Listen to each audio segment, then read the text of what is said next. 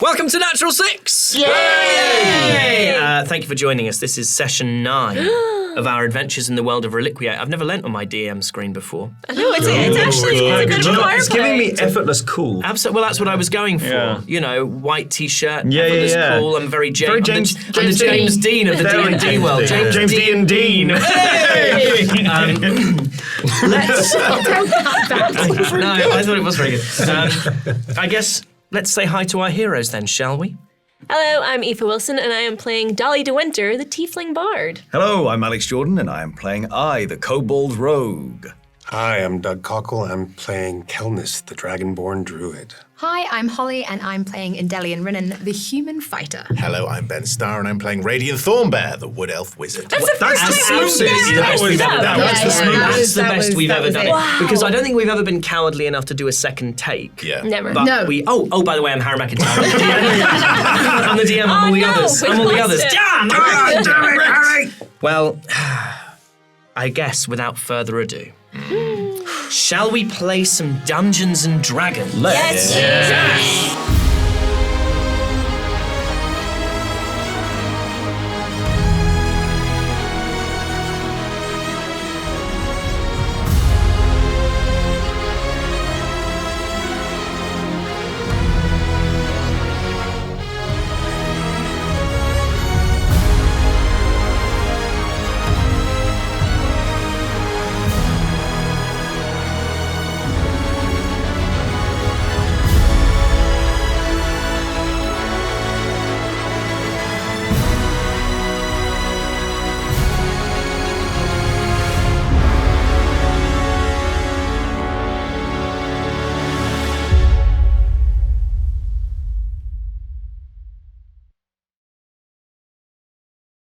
Last time, we began in a plaza on the crest, buildings blazing, flames flickering high into the winter night.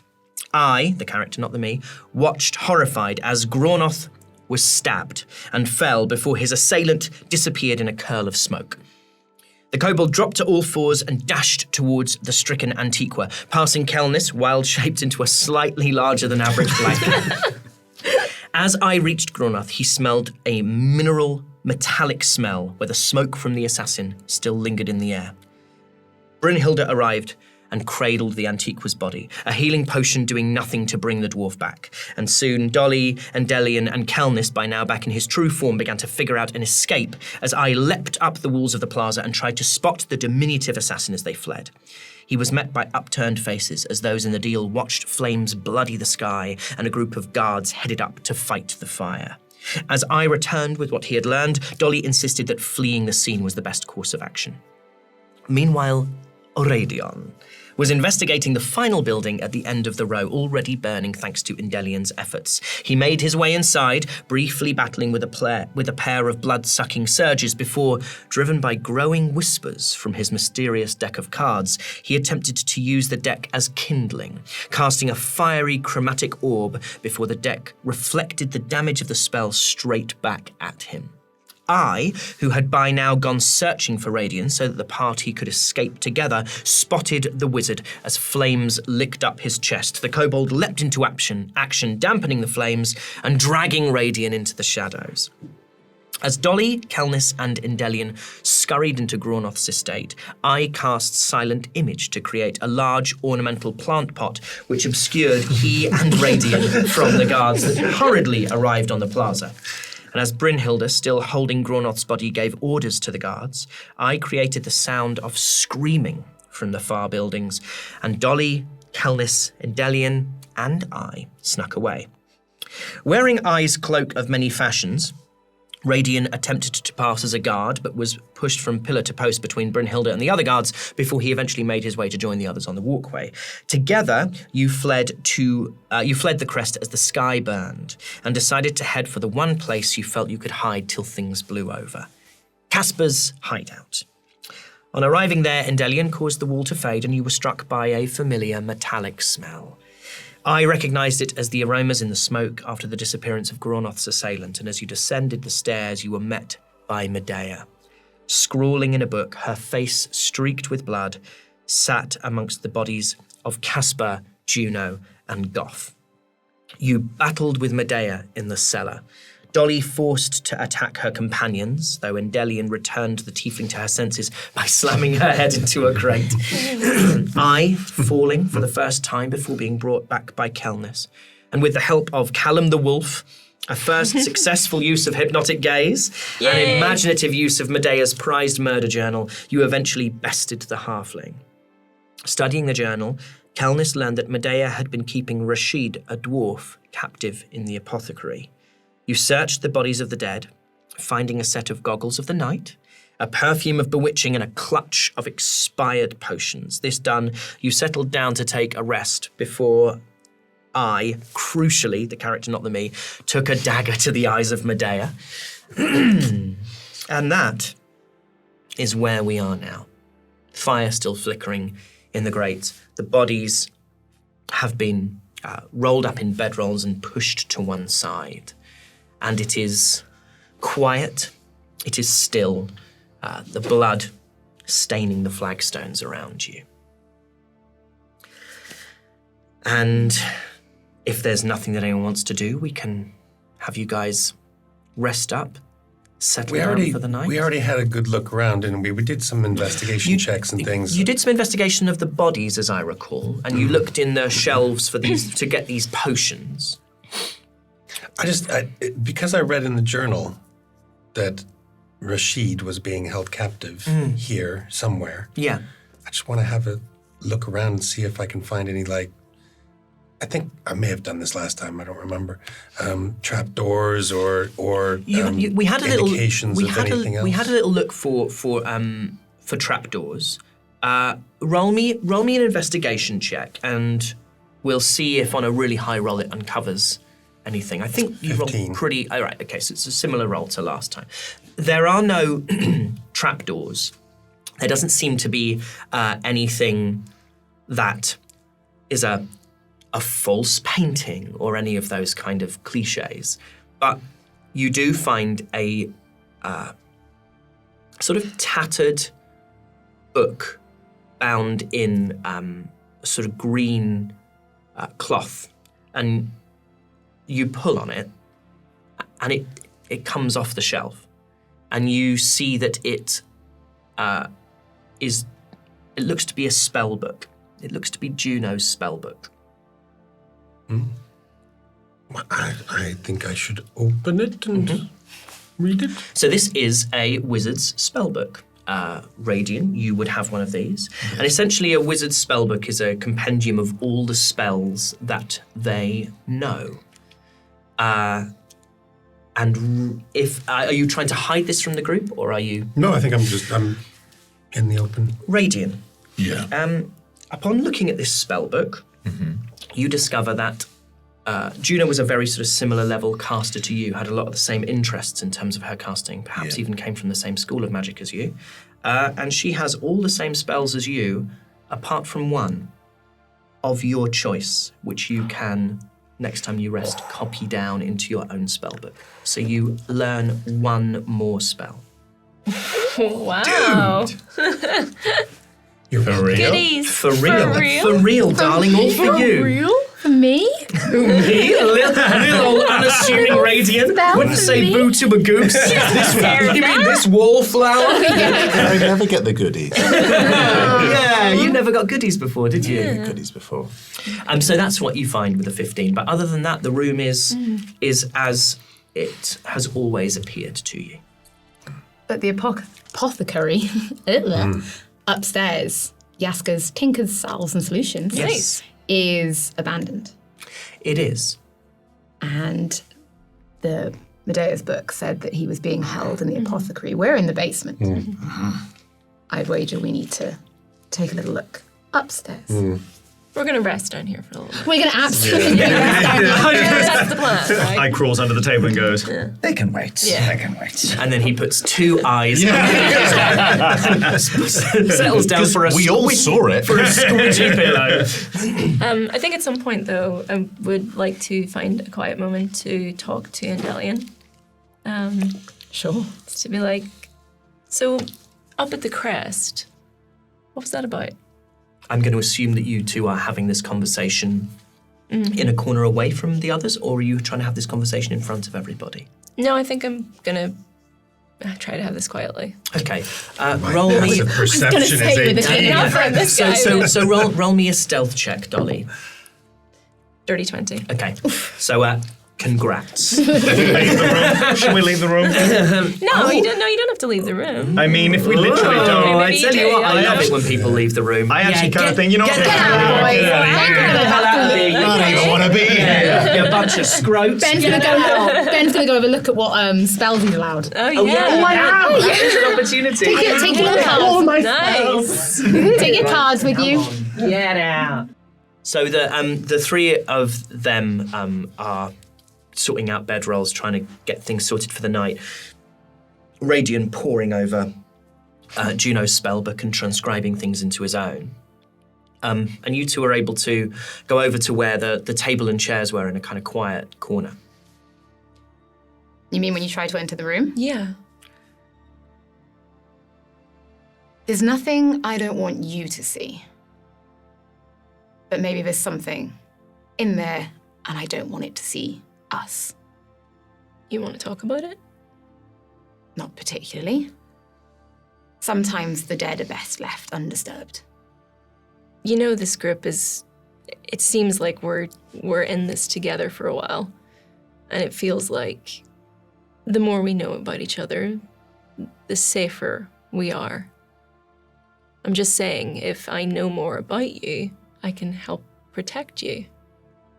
When Jasmine gave us a second chance at life, that the first second chance at life you've had?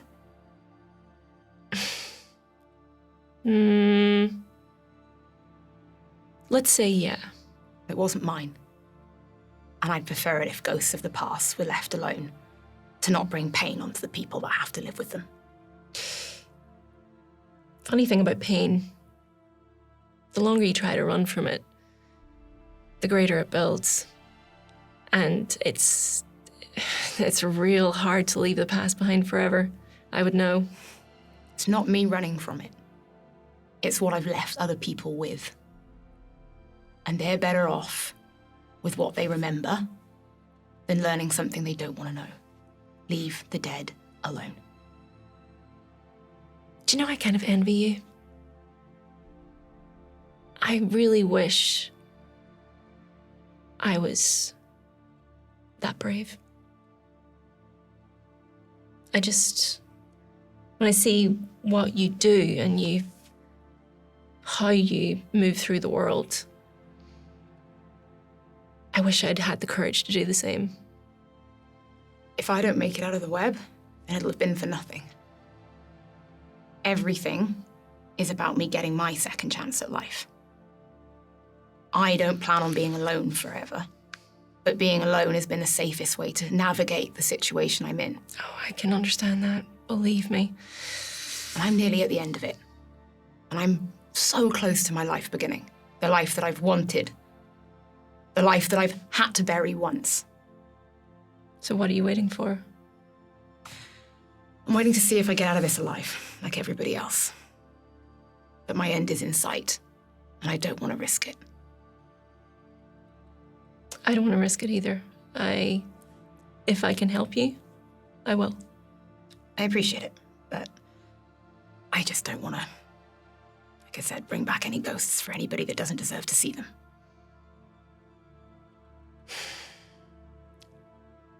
I don't know that that's your call to make, unfortunately, but yeah. I'm not going to tell you what to do, of course, I'm not, but be prepared for the worst all the time. Less cause to be disappointed then. I think the web's taught us that very, very well.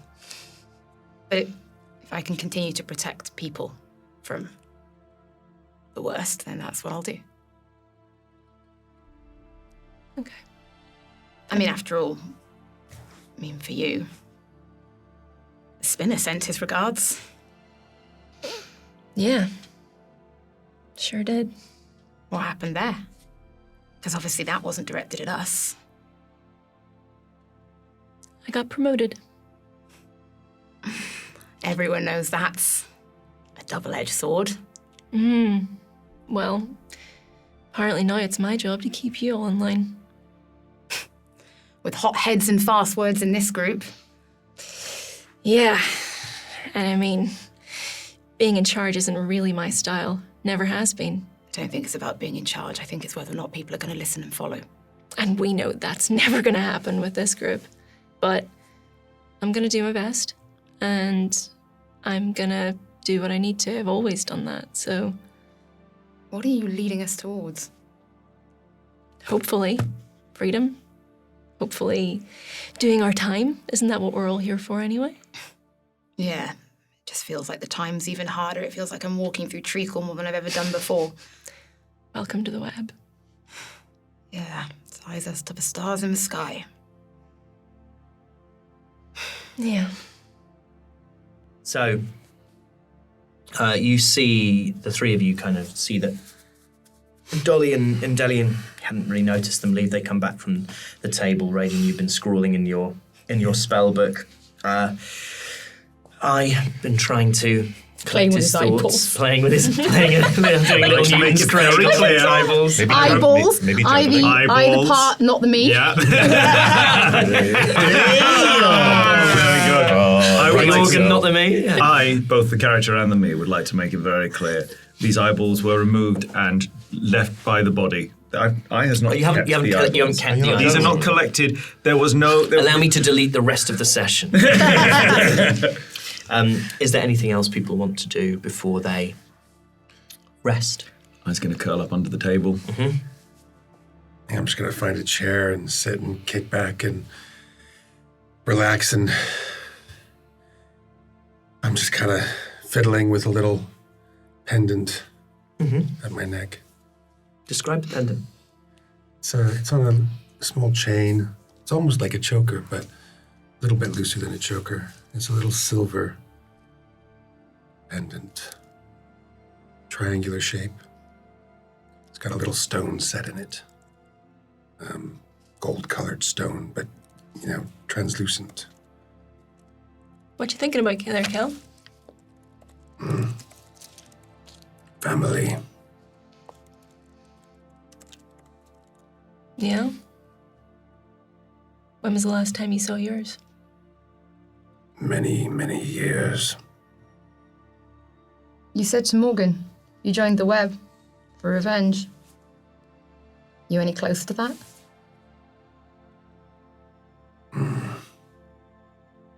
Not revenge. Answers. And then revenge.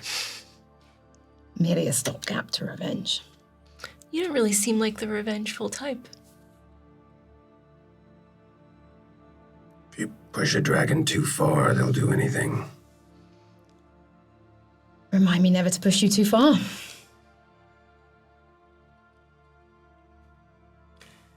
And you settle down to rest. And the night, with the illusory wall shut at the top, passes without event. You don't know how long you slept for, but you do feel the benefit of a long rest. And you are now level 5! The newly dead are newly 5.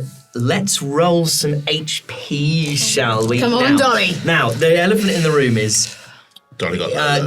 Dolly got low, and Aoife rolls HP like absolute stink. Yep. So you tell us when you want to roll, Okay. but we'll decide on an order between the rest of you guys. But as soon as Aoife feels like she's hot, we've got to let her roll. Yeah, she's We've in, got to she's let in. her Tag do her it. in, tag her in. So to remind our viewers and our listeners how this works, every time you level up, you add one more hit die, and your hit die is dependent, is based on your class, the kind of adventurer that you are, and you roll that die and you add your constitution modifier to it, and every time you level up, you roll one die and you add your constitution modifier. There's also a load of other cool stuff that you guys can now do because you're level 5. Level 5 is when it gets pretty serious. So, who would like to go first? Sure thing. Go ahead, so you will be rolling a d8. That's a 7, 7. plus my constitution, plus 2. Whoa, an So I extra get 9 plus HP. 9, which takes me to 40. Whoa! Oh, a little tanky, scaly boy. And also a reminder that if the first more than time double you HP. roll a 1, you get to re-roll it, but you must use the next roll. Who would like to go second? I'll go, big Go on. scaly boy. 8. Plus 3. This is making it worse. Okay, I need to go next because I Yeah, can't. okay, I can't you're do next, this, you're I can't next. do it. Wow. Okay, so you are gonna go next. Yeah. I think what's really important is that whatever happens, we deeply, deeply care about you, and we will save you when you. Will die. you? Do you promise? No. Yes. No. Yes. Already done Yes. it. You mean yes? I've Let's got you back. I know what you have. You have a +0 to Constitution. I do as well if that helps. I don't have a plus to Constitution. 7. She got some XP. 25! It's a tank. She's got over half the max HP. Whoa. Last time Dolly rolled, as we were leaving the room from a session, Harry goes, I thought she was going to do better. I did. Disappointed Oh, that's you. great. Oh, I'm so relieved for you. We've just rolled 2 7s and an 8. That is mad. Doesn't bode well for Uh-oh. us, does it? No. Who wants to follow that? Go on then. Only a 3 for me. A 3. And I don't have a common modifier, so that is 4. Yeah. So it takes you to 37 is what Yes. I've got you at now. Great. Take us home, Radiant Thornbear.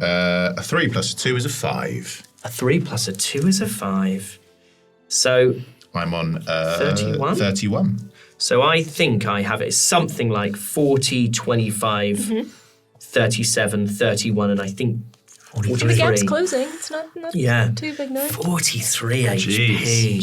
For a Doug just rolls level this. 5 druid is absolute insanity. like a Also, is monster. just like ridiculous in all of the He's other. good at everything. Max You know, it's stats. the closest I ever came to asking a player to re-roll their stats. Because Yeah, their stats were too yeah. good. I was right on the edge, but it was the first thing we'd ever done with each other. I didn't want to be like, you can't have fun like that. That's too much fun. Okay. Stop it.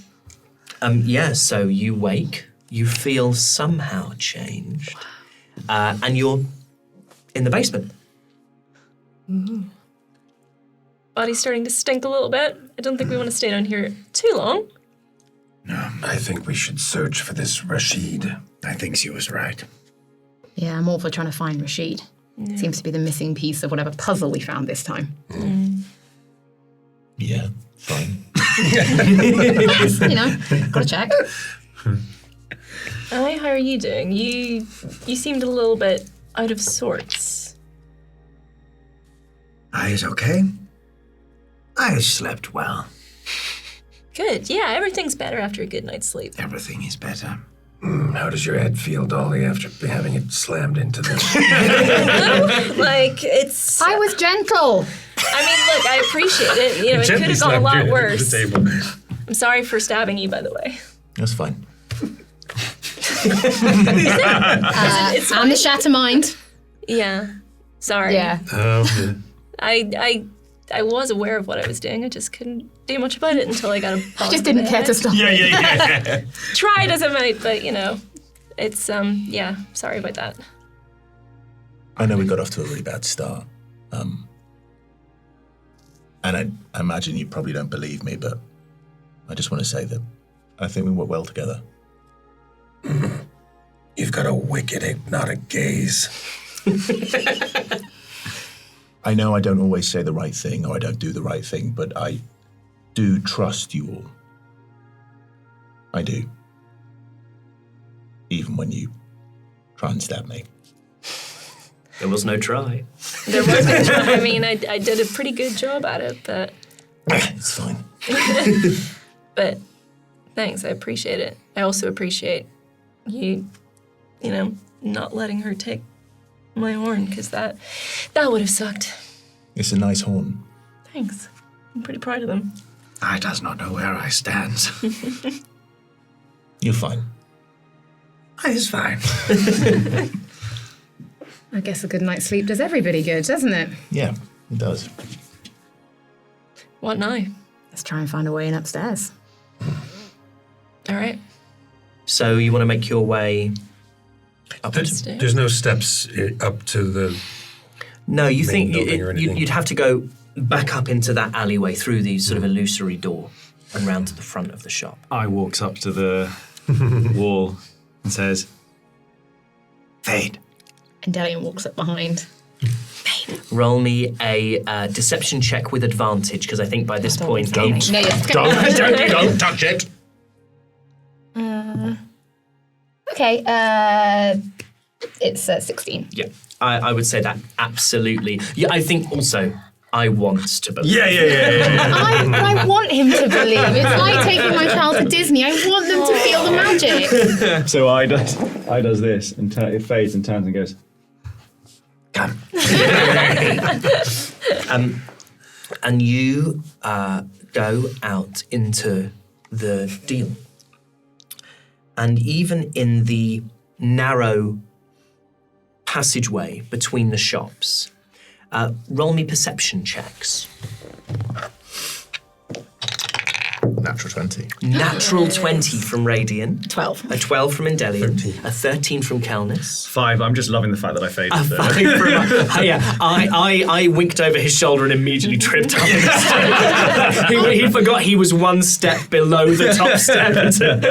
Dolly? 19. 19. Mm-hmm. Right, okay. So what Dolly and Endelian and Kel here is that there is just something in the energy of the city. There's something, I would say it's mid-morning by now. By the time you'd battled with Medea, it was probably 1 o'clock in the morning. And so you've slept a little later than you normally would. And the city feels... It's like a kind of, almost like an anxiety that you sense in the city. You can see down the edge of the corridor, the edge of this passageway, that rather than the kind of general hubbub of traffic, there are people clustered and talking in small groups. And Radian, you hear people whispering about the fire. You hear that there are rumors already that something has happened to Graunoth. You hear that this news has not been contained. So either the guards spoke or someone spoke, but the news has not been successfully contained. People know that Graunoth is injured or dead. Okay. And you make your way... Before we do, I think I'm just going to go. I think it's a cloak up kind of day today. So far, I think Endelian's not left without trying to keep her face as hidden as possible anyway. Great. It's always a cloak up kind of So you, let's just do a little, what we'll do is we'll do a group stealth check to make your way to the front of the building, kind of in as inobtrusive a way. Do we add our stealth possible. modifier? You do, so it'll be a stealth check for everybody. Nat 20. Nat 20 counts as 2 successes. 15. 15 is a success. 12. 12 is a failure. 5 is a failure. 5 is a failure. 18. 18 is a success. So, as a group, your successes outweigh your failures, and so as you move, you just look to anyone observing as another one of these sort of clusters of groups, and there are the traders, and people are talking, but rather than, as I said, there being this big kind of cacophony of noise, people are still buying and selling, people are still communicating, but it suddenly feels like people are sort of looking over their shoulders a little bit more. There's a little bit more suspicion in the air. But you make your way to the front of Yesko's Tincture, Salves and Solutions. Thank you so much. Sorry, I wrote the glossary last week. That's the only reason I Absolutely remember. thrilled. And the windows are boarded up, and the doors have been chained shut, but there is a padlock at the centre of this chain. He's already picked up his dice. I, fresh off the feeling of just fading the door, tripping and deciding that this is the perfect moment to just cover up that trip immediately after and return to that feeling of cool, pulls out Thieves' Tools. These tools. And steps up and turns and says, "Gives some cover." Okay, so you can roll I believe you roll a dexterity check, and you can add your proficiency because you are considered proficient with it. Let me... I'm going to just turn around and scan the street while he does that. Great. Yeah, so it's a dexterity check, but you can add your proficiency bonus to it. And I see Dolly checking out the scene, and I just to comment on the vibe that some of us feel, I say to Dolly, looks like the slightly larger than ordinary cat is out of the bag. Yes. Done. How long are you waiting? Roll me perception with advantage because it's more fun when you say things like that. Okay, it's not very good. It's a 7. It's a 7. It's just actually looks quite at me distracting. It's frankly the best joke anyone's dropped in the entirety of your time together as a group. We haven't dropped many. And I don't think you were prepped for like- Kel to do it. Kel, okay, I'm the bard here. Like, I'm just leave that to me, okay? I'm feeling a little bit threatened right now. Yeah, it does. Doesn't look good, huh? I mean, not something like that wasn't going to be contained for very long. Do you think they will be suspecting us? Well, they'll probably want to speak to us. I mean, they saw pretty much all of us up there at one point or another. So, at the very least, we're witnesses. Let's hope we're not more than that. I think we just stay out of their way for now. If we can. If we can find Rashid. That could be something that can be used in our favor, yeah. What was the roll? 23. 23. I mean, like a hot knife through butter. Flicks the tool just at all to the ear. Sings into the lock. Just use it as a tuning fork. Just across like this, and it just. Oh, that's very It's the satisfying. most satisfying. I mean, you know that this must be an old, a kind of an old lock, but it's the most satisfying click. Roll me an investigation check on it. That is 12. Okay. What you see as you kind of really examine this lock, you see it's kind of covered in dust and rust, but you can just make out what look to be small fingerprints in that dust. And you click open the lock, pull it away from the door, and the doors creak open, and they reveal a long abandoned shop front, damp floorboards, and as you open the door, there's this sound of as the rodents sort of skitter away from the light of the morning that's let in. And there is a counter with rows of shelves, empty bottles, boxes of stoppers, that kind of thing. I would like to just say, stops. And just want to check the doorway or anything for any kind of booby trap. Roll investigation. Nat 20. Nat 20. There is no traps or snares that you can detect, and you take your first footstep onto these damp floorboards, and you hear the floorboard creak. And with a nat 20, you hear that sort of everything in here is creaking. You hear a slight rattle, and you can detect that it's coming from what looks to be a sort of big wooden metal till that's on the countertop. Okay. I turns and gestures for the others to follow suit. Mm-hmm. And for a little boy, pushes the door just sort of like Pushes the door shut. You're now in sort of dark, very dim light or darkness. okay, and then turns and points at the till and says, I think we may have something. Big scale? Let's call the HP for it. Yes, I walk up to the till thing that I indicates, and I have a look at it first. I don't want to touch it straight away. I just want to have a look at it. Roll an investigation check. 14. 14. It looks pretty old.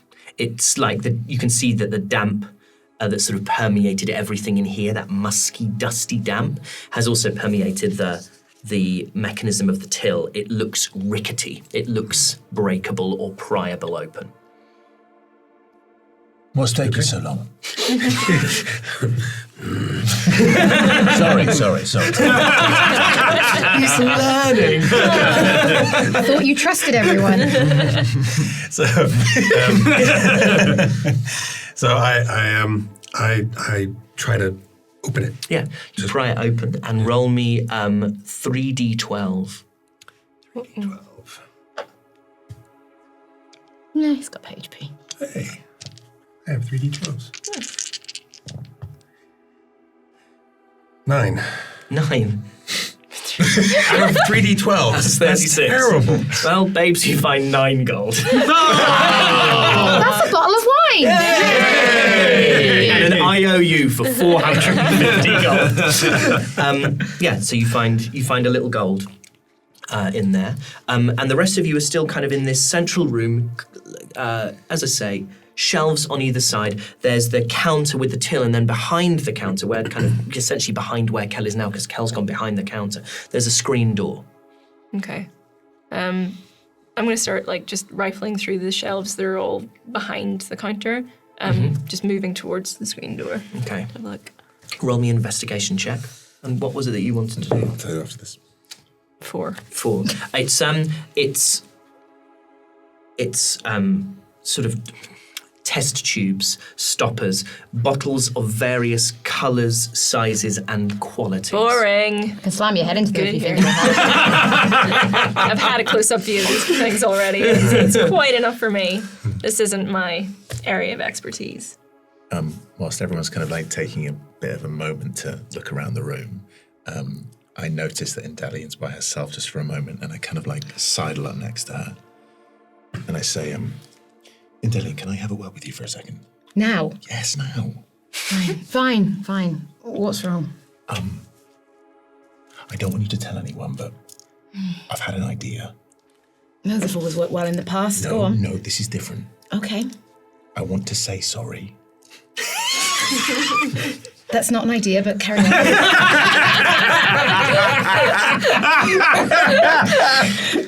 I want, can you keep your voice down? I want to say sorry to everyone. And I want to get everyone a gift. And I'm not very good. I don't know what everyone wants. And I was thinking that, whilst we're here, whilst we're in the town, you watch people, you know what people are like, you know what people want. And I was wondering if you could help me, buy something for people. It is a nice idea. Let's find Rashid. And then maybe we'll park the kids at a tavern and we'll see what we can find. Okay, just food for thought. I will eat that. I will eat that. Not an idea. So yeah, anything anyone wants to do in this space? Anyone want to look anywhere? Very easy to say, and I handled it. I really want to find Rashid. There's definitely, Indelian's very on edge about finding this particular person. Mm-hmm. So I think I'm the kind of person that would be enjoying rifling through the shelves, but I'm here for a reason. Mm-hmm. I'm bored. I'm just spinning on the spot. I'm just like, ugh. Well, I pocketed the gold, but Yes. did you say there's a screen? There's a screen door, yeah, behind like me? a door that looks like you could slide across at the back of this space. So I pocket the gold, Mm-hmm. and then I turn to the screen door and I Slide it. try to slide it. Yes, and it slides across easily. There's it creaks and squeaks because it hasn't been oiled in a long time. But there's a sort of series of kind of rails and grooves. The old Matt Mercer ambient noise. He's so good at it. Real quick, I would like to just really quickly see if there's anything that maybe if I could wedge behind the two handles for the door Absolutely. into. So if there's anything like that. Absolutely. I mean, I'll say even without rolling, Yeah. there's a broom. Cool. I'll take the broom and just put it behind so that while we're in here. Absolutely. Now we're locked in here with him. You press this. You kind of roll this squeaky screen door out the way, and there is a sort of storage room with shelves all around it, and there is a halfling-sized bedroll. And a water skin and various accoutrements on these shelves. Roll me an investigation check, Kelnis. 21. Well, the first thing that catches your eye is wrapped in rags. And it's your scimitar. Whoa!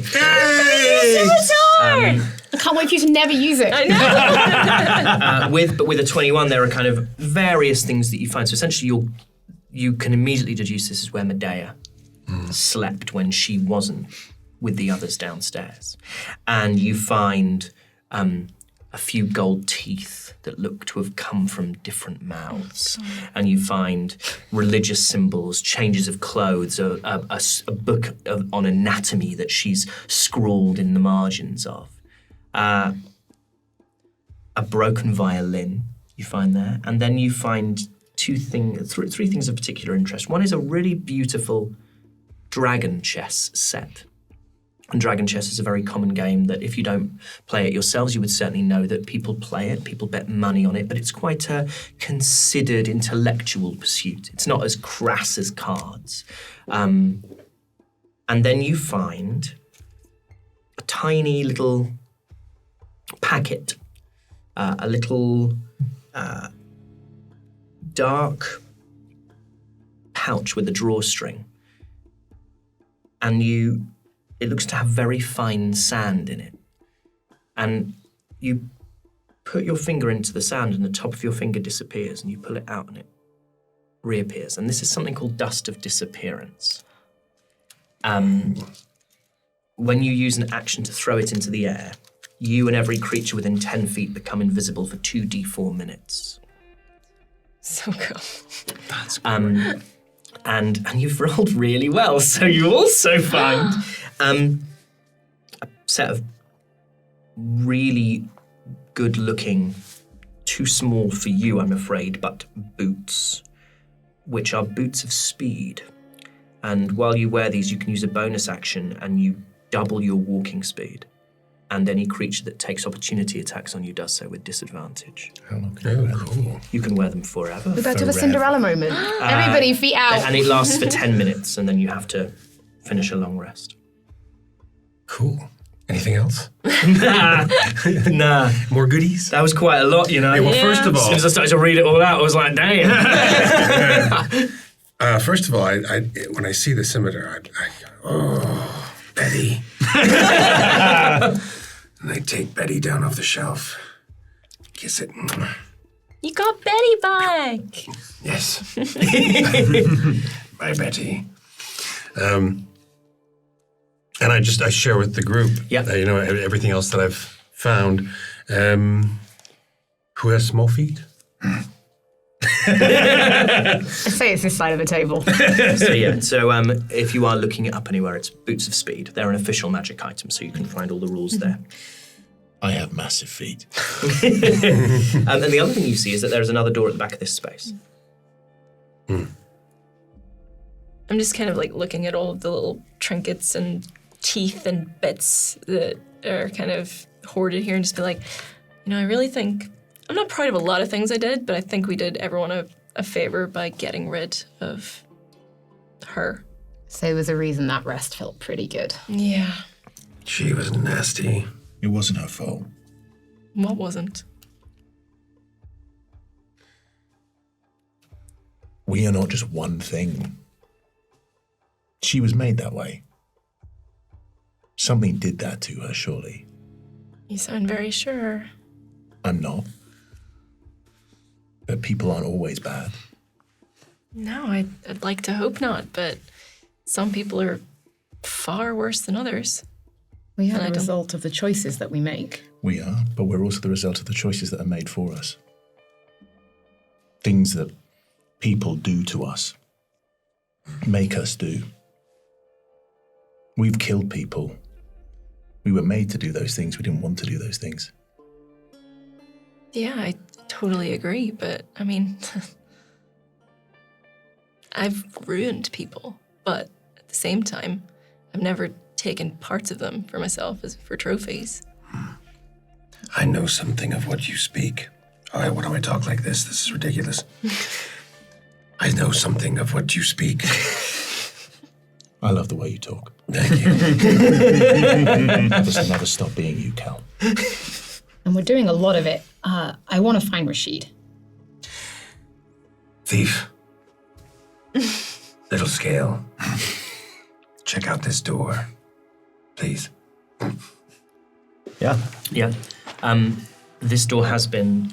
You go to turn the handle. This door has been locked. Okay, I just want to say, because I was a little way, I just want to really quickly just click my house for like 2 seconds and just and then click them again. So I've used 2 seconds of the 10 minutes. Yeah, so you can click it to dispel it as well. Yeah. Okay. So 2 seconds of the 10 minutes is used on just woo, and then just yeah. Yeah. So this door has been locked. And again, I can see that there is a lock that I could. Absolutely. Yeah. Okay. Absolutely. Go on, mate. Well, that is a 26. Yeah. So actually, that does pass the DC 15 necessarily. I would like to Standard say, lock. just for everyone at home right now, I would like to tell you that I have a plus 11 to stealth and a plus 11 to sleight of hand. But of course, you're just rolling a regular dexterity check. That was dexterity, wasn't it? Yes, darling. Ignore me. People at home, please ignore him. People at home, stay I'm so tuned glad in you for caught what that. could be I was so- unbelievable hubris. Yeah. So dexterity modifier plus perception plus proficiency. That was 23. You know what? I'm not even mad about it. Only for you. That door, that clicks open and it opens into this space and it reveals going up. And I just subtly says to himself, And the door, as it opens, says, "Thank you." Stop it with the doors. A set of stone steps leading up to a first floor. okay. And I is going to have a little look at each step. Roll investigation as you're ascending these stairs to try and see if you can spot any. Yeah, that is a 10. You get up to the top of the stairs, and the stairs they have a little landing halfway up, and then they go back on themselves up towards that first floor. As you go up to the top, you can see there is another door at the top. That's all you see. I relays this back down and says, I think the way is clear. How dark is it? At this point, although there's a window on that sort of semi-landing where the staircase changes, and although it's been boarded up, there are kind of streaks of light going in, so it wouldn't be considered pitch black. I just want Adele to put a goggle on. They're on. Hello, we're going to find Rashid. Can you roll me a charisma saving throw, please? It's a nat 1. You look. She looks. Endelian has like a warrior's bearing. She holds herself.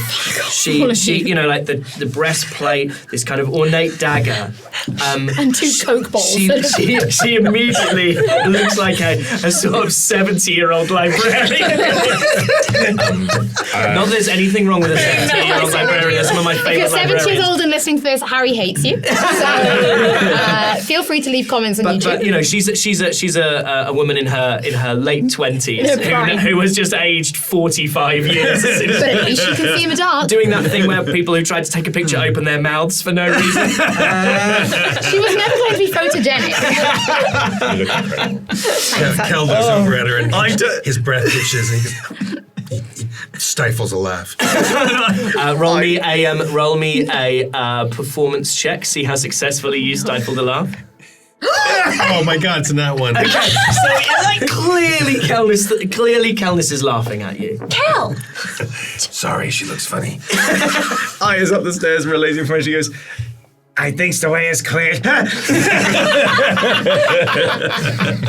Just open the door, I don't care what anyone says. Shut up, yes you do. You do.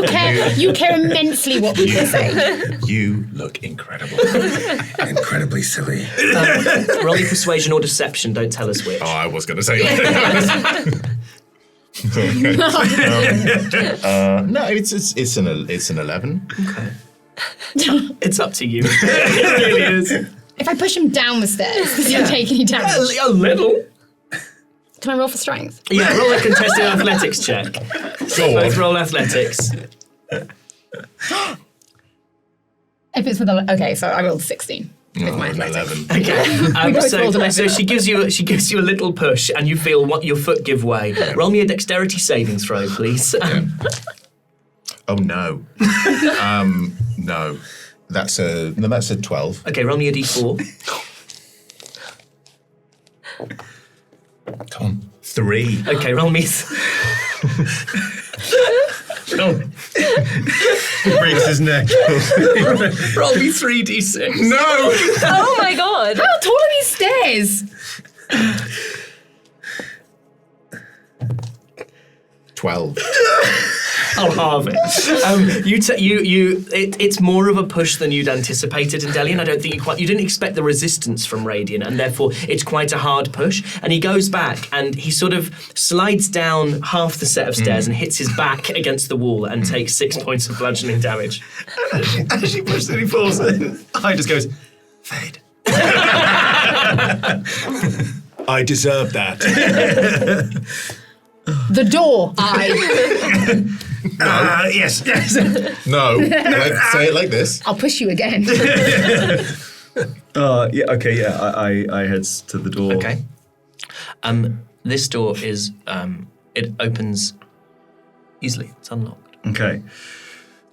And once again, I does not trust Medea. I does not trust Medea at all. Okay. And that's a little check for a trap. Roll Especially investigation. on a door that is unlocked. Roll investigation with disadvantage for me. Is that because you're still laughing at Delian? Oh yeah. Well, it's because. Go on, tell me. What was it? Did you roll a 1 and a 20? Did you? 2 out of 20. I rolled 4 and a 20. Okay. As you open the door and you sort of almost step towards it, you feel a tripwire across the back of the kind of across the bottom of the door frame. Roll me a dexterity saving throw. Where did my 20 go? There it is. That is a wonderful 25. Okay, there's like a little spring-loaded blade that just shoots across, almost to try and. It would be at ankle height if someone was stepping through it. For me, it's... For you, it's your nose. I'll say with a dexterity saving throw that high, you managed to just pull yourself back before it does you any damage. Penitent man will pass. And I literally just... Penitent. Kneels before a god. And as I kneels, that's still just above. Yeah. I just, literally drops and then just says, I think we might need to be careful. As that door opens, though, you're at the top of the stairs. Have you, other than Radiant, who's sort of down on this little semi-landing, have you all joined? I think at the I'm top of the stairs? yeah. And you see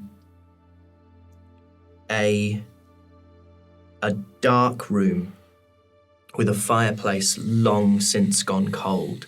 And in the far corner of the room, facing away from you, you can see the curve of a back. And as the door opens and this noise from you guys, this figure stirs and rolls over. And you see their hand across the flagstone floor reaching, and they get a little pair of spectacles. And you can hear as they reach that there are this metal scraping across the stone, shackles on their hands and their feet connected to a kind of place on the wall. And it's a dwarf, ragged white moustache and beard and tufts of hair on an otherwise bald head, and they're wearing woolen robes, fraying woolen robes. Everyone roll me history checks. Dolly? 15. 15. I? 6. 6. 4. 4 from Cal. 4. 4 from Indelian. 7. 7 from Radiant. Dolly, these are the same kind of robes that you saw Trusk wearing. I'm gonna go over and kneel beside the figure and go, Rashid? And this dwarf looks up at you with tired eyes and gives you a weary smile and says, "Yes, well, Oh, thank the nine. A friendly face at last. How long have you been here? Hard to know. Hard to know. It feels like forever. He starts to kind of tries to shift himself up into a sitting position, but the Let's I help you. okay. Pull out thieves' tools. I'm gonna say, go. Just roll me a little lockpick. Dexterity. So just your dexterity modifier plus your proficiency. Yeah. Okay, so it's 11. It's 11. You try to pick one of the locks. There's one lock that's kind of the central part of this. Everything's passing through it, and in your haste to do it, you snap the. It's because I didn't do the... Gotta be keys or something around here, right? This is a sensible. Yeah. Yeah, roll investigation. See if you can find a set of keys. 19. 19 on a hook, high up on the back door, long out of the range of. Just walks over, grabs them, and goes. I don't know. I didn't think. And throws them over to Dolly. You're on a roll. Yeah, I'm gonna open them up and be like, why, what did she possibly have to do with you? And he kind of feels his wrists and his ankles where the manacles are, and he's kind of old. This dwarf, you would kind of place him in the kind of late autumn, early winter of his life.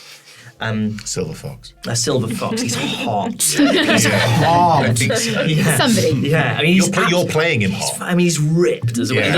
Like, the woolen robes don't hug the figure at all, but you can tell. You can J.K. tell. Simmons. J.K. Simmons. But he sort of like groans as he pushes himself up.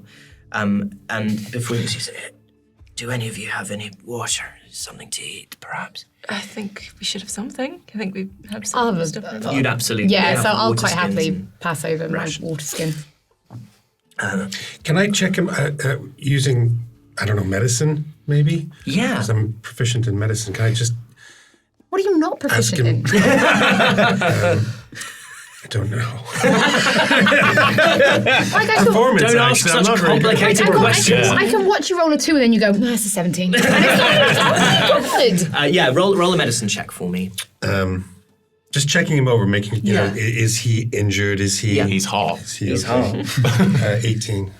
Yeah, it's like very hot. he's not bulky, so he must be cutting.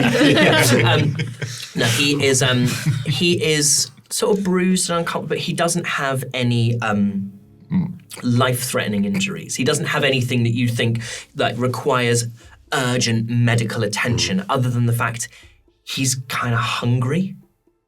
Thirsty. And thirsty, and he is he's a Stop thirsty it. boy. You know, Oh my god. Stop it! this was meant to We be call such him a Daddy. beautiful vignette. So he's not, but he's not in any. He doesn't require immediate medical assistance. You can discern that.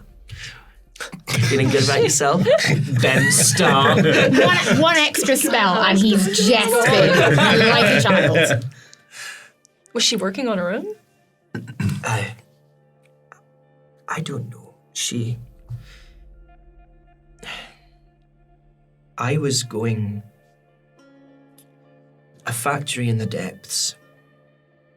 One of the workers had been injured, and I went to speak with them to make a claim on behalf of the worker to the owners of the factory. And I took a wrong turn on my way back, and she was there. That's an understatement. Yes. And I don't know what it was, but I saw she was a halfling, and it's a long time since I spoke it, but I still have some command of the language, and I spoke to her in halfling. Mm-hmm. And then I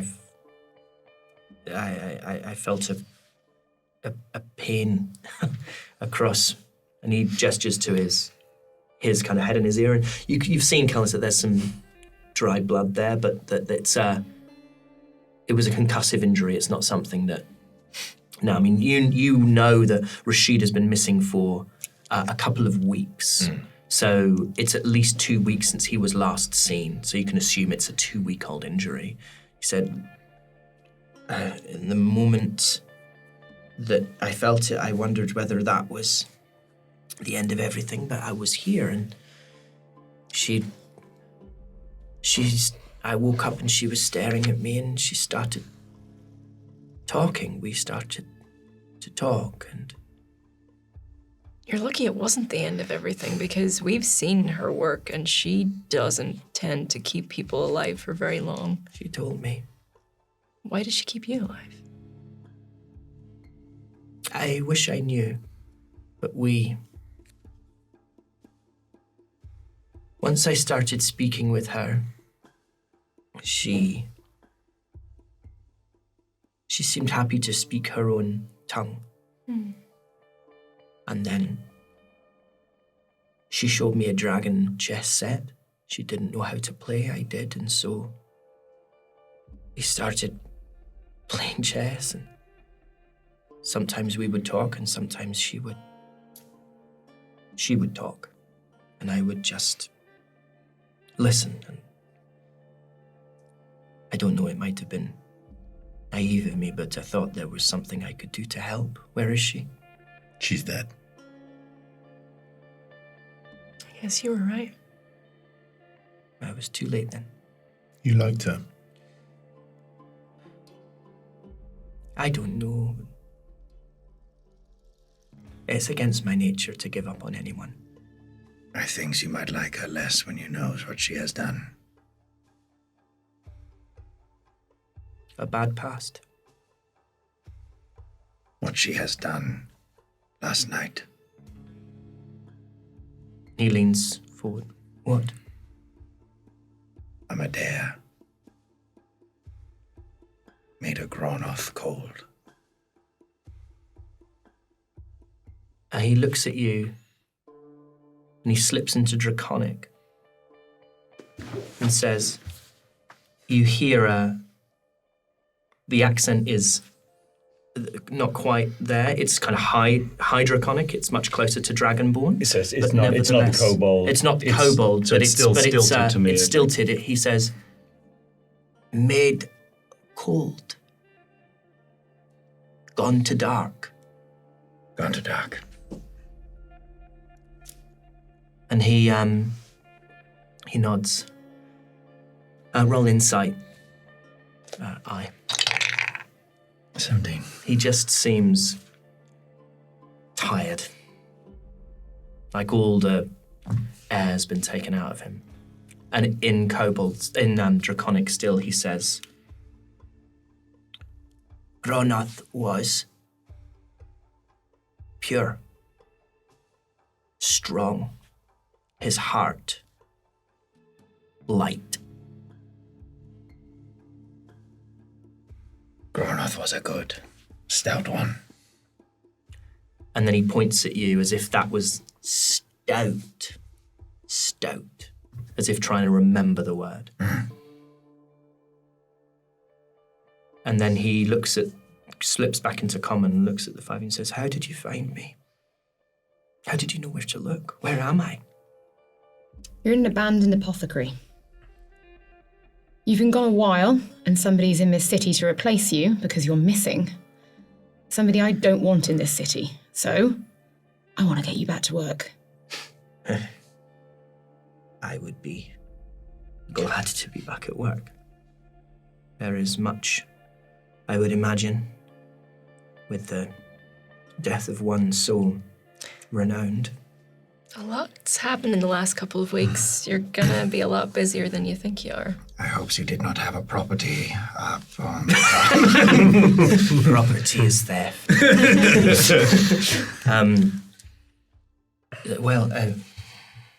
If I am to return to the council, it's only right that you, those who rescued me, see the benefit of that. Would you accompany me? Yes. Good. Would you mind helping me to my feet? Of course. And you reach out and help him up, and he's sort of unstable. And I say he takes, it's gonna take him a minute to sort of gather his strength. He has some food, he has some water, which gives you guys a chance, if you want to kind of chat amongst yourselves, make a little bit of a plan. He's just kind of coming back to life almost after so long in the dark. Do we really want to go back up there? I certainly don't want any more doors being opened. It makes us look good. There is so much heat around this. It does make we look good. They may ask us how we knew where he was. We've already proven to Trusk that we are trustworthy. We do this again, it layers on top of it. A Gronoth knew we was in the web, and a Gronoth trusted us. True. We was here with the web. They does know that we is with the web. So us being here is not for certain bad thing. I'd say very, very rarely do good things happen to the web. The city guards do not know we are web. No. I have Medea's journal. We can tell them that we found this, and this led us to the apothecary.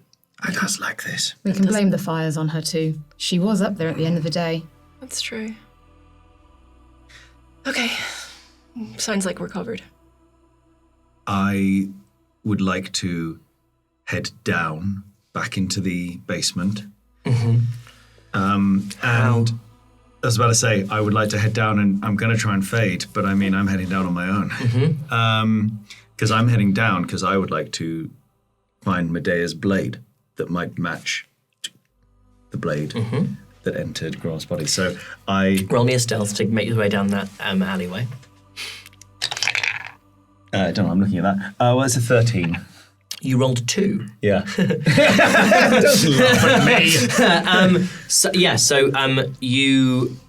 No one is looking for you in particular.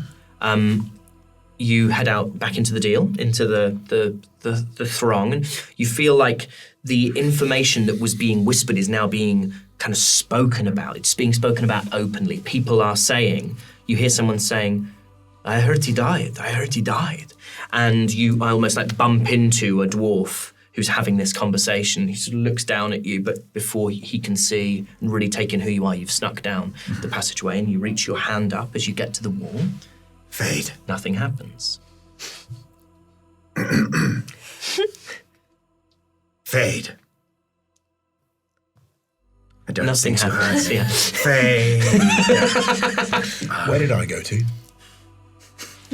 Oh, did you announce that you were leaving? No, I just slipped down. I think you would have 13, Kel, you would have been aware of him going. I think he went downstairs. I don't know why. Did he tell you why he was going? No. We've got to stick together. This is ridiculous. You can't just walk off into the city. We might be wanted. I doubt he's walked into the city. Let's just go downstairs and look for him. What are we going to do with this? If I doesn't want to be seen, I isn't seen. I'm sure he's fine. Fade. You hear. I sort of maybe gestured to Cal that he should maybe help Rashid up. Can I just say, I as well as pocketing the gold and the dust of disappearance and the scimitar as well, yeah. I also Over encumbered. It's like half your movement. Yes. the dragon chess set. Can I take that as well? Absolutely you can, yeah. Oh, okay, so I've got that. Great, yeah. I've got everything. The teeth as well? The broken violin. Yes, so Endelian suggests that I help Rashid, and I do. So you kind of help Rashid to his feet. You're kind of almost tending to him. With that, you've already rolled a medicine check. You're giving him little sips of water.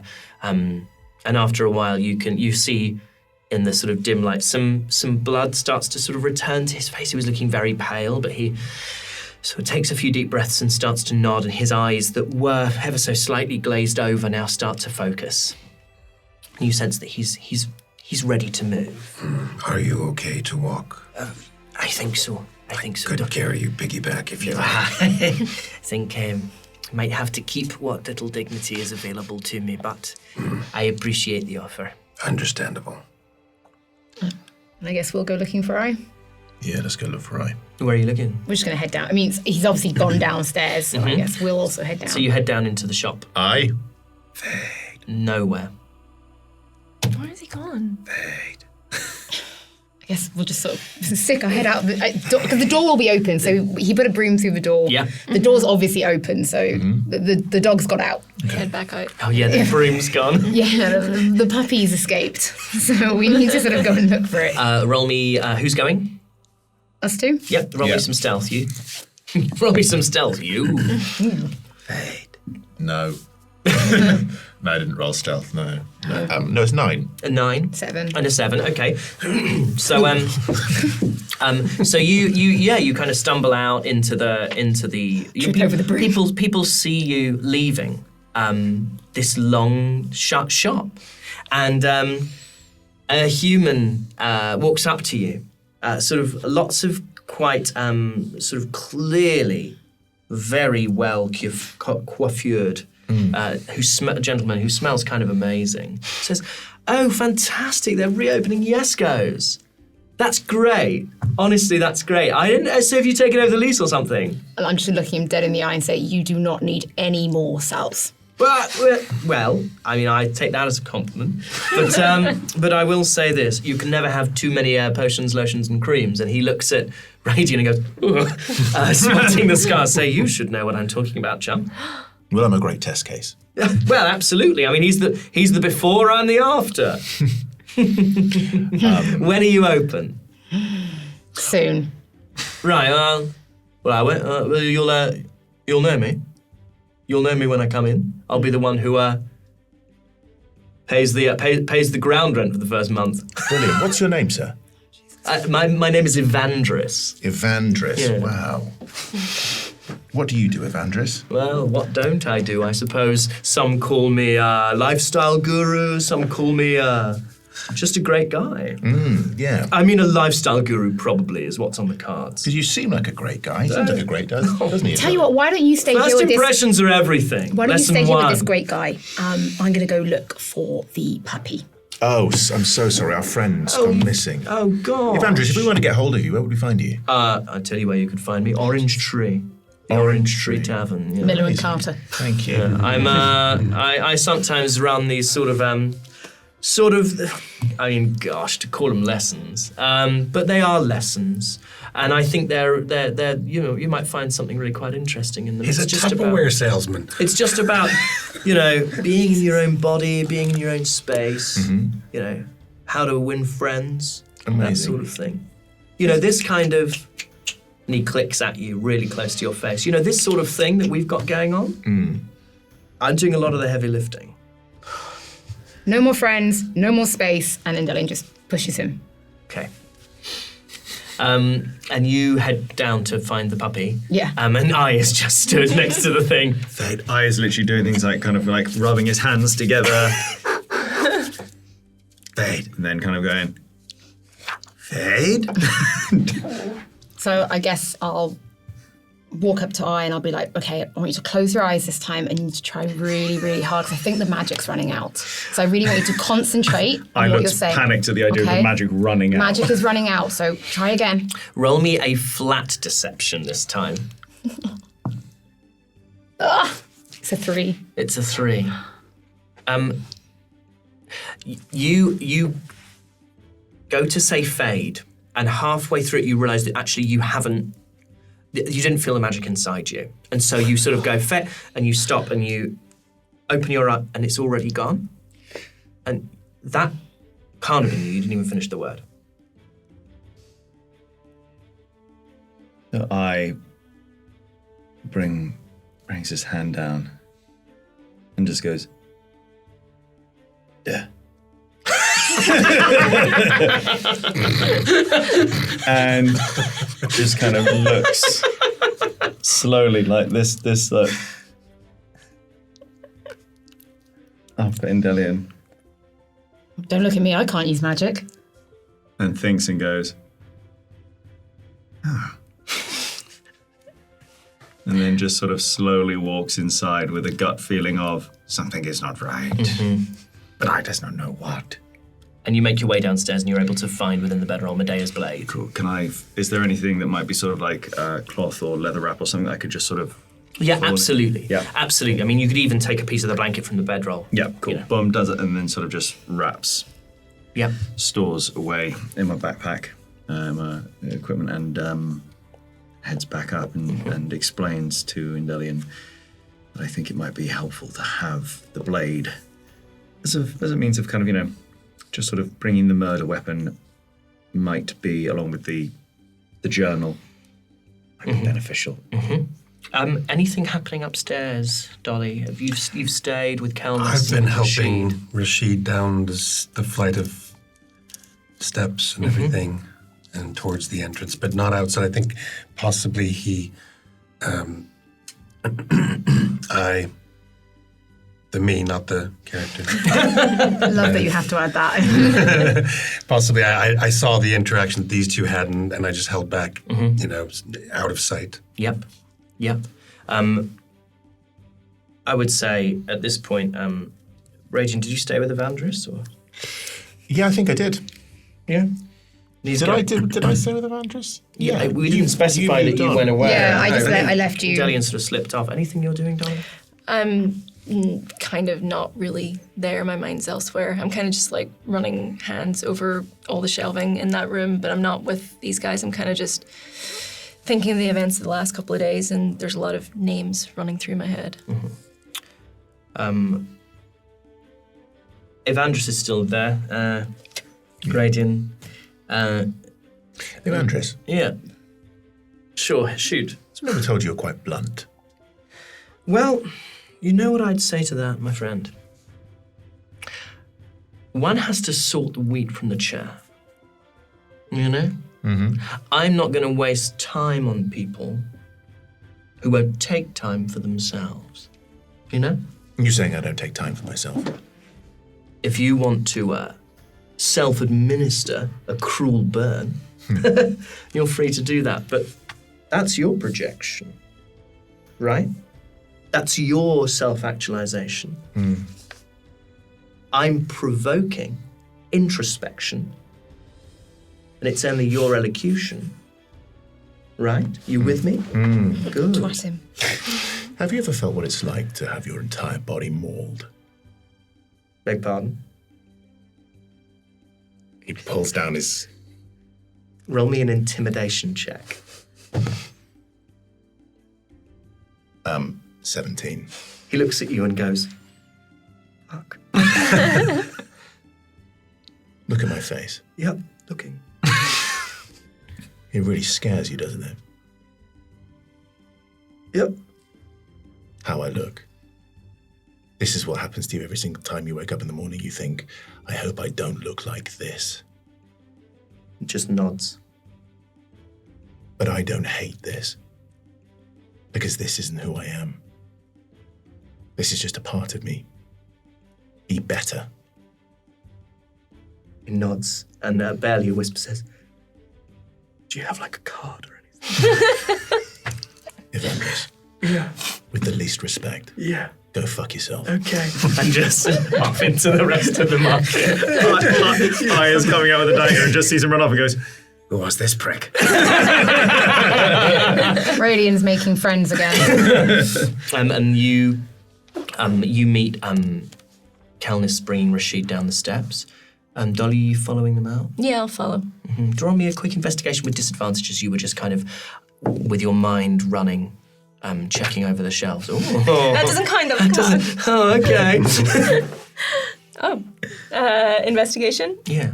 Dirty 20. A dirty I rolled 20. 2 19s. Yeah. That was a Okay. 10. You find again, you'd think it'd probably be expired, but at the back of one of the shelves, amongst this kind of bottle box with those little sort of grids in it to stop the bottles all tipping over on each other, you're moving them forward and checking them, and one of them you see is full of something. Just gonna take it out. Jacket. Pocket it. Okay, put unknown potion into your inventory, please. I love doing that. Just just taking stuff and just putting it in my pocket. Kleptomania. Yeah. And you bring Rashid, who's kind of blinking against the sun, sort of adjusting to light for the first time in a long time. And in fact, his hands come up and he sort of covers his eyes. He says, I think it might be best for the first few little while if you lead me. I'm not quite sure. He's really struggling against the light. So I just take his hand and lead him outside. And I call back to Dolly. Dolly, come on.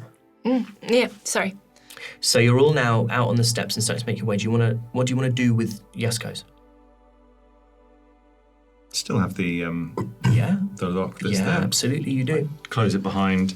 Was it chains? And Yes, yeah, it just was, yeah. Chain, boom, and Great. So lock it up. So you sort of leave it as you found it.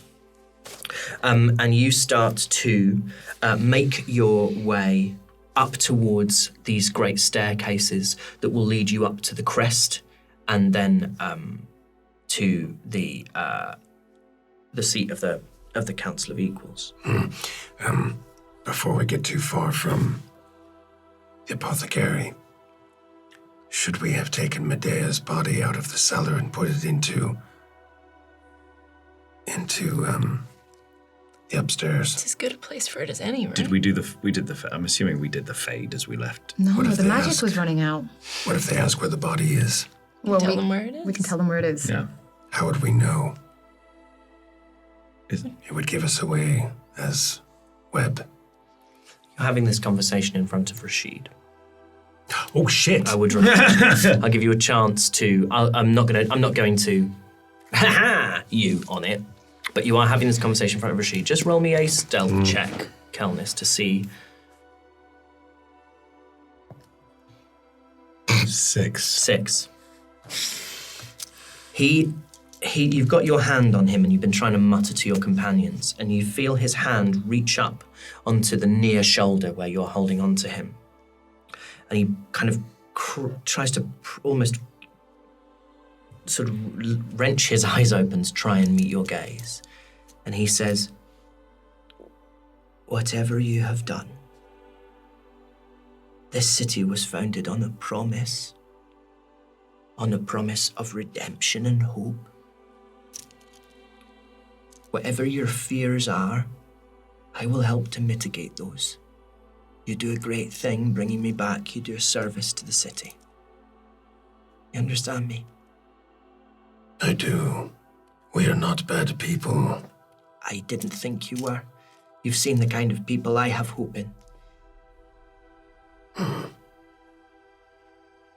appreciate what you say. And he sort of nods and again just leans on you. Come, let's get you home. And as you make your way towards the first staircase, can any one of you just roll me a luck check, please? 7. 7. Okay. You make your way to the staircase, and as you're going up it, there is a figure who you hear coming, kind of running behind you. And you turn around in Delian, and you see that it is a silver-haired human woman in woolen robes who's running up the stairs, and she kind of bumps into you. Oh, I'm sorry, and looks back and sees Rashid and goes, oh, by the 9! It's you! You're back! You look absolutely terrible. There's no time for that. What? Who? And then turns to the 5 of you. Who are you? Just happy bystanders that find Rashid, and we're just returning him to. And Council? he sort of opens his eyes, looks at her, and she says, me, it's Eleonora. Reaches her hand out to you. Eleonora Obsidian. You remember this name as a member of the Council of Equals. We've got to, God, we've got to get you back. We've got to get you back. This is, she's looking at the 5 of you, and then looks at Rashid. A lot has happened, really. A huge amount has happened. God, you look genuinely awful. Right, come with me. All of you, come with me as quickly as you can. and starts to try to kind of usher you all up the stairs. Okay. Where are we going? To the council. This man needs some rest. We can't go straight to the council. We don't have time. Okay. And we will take a little break.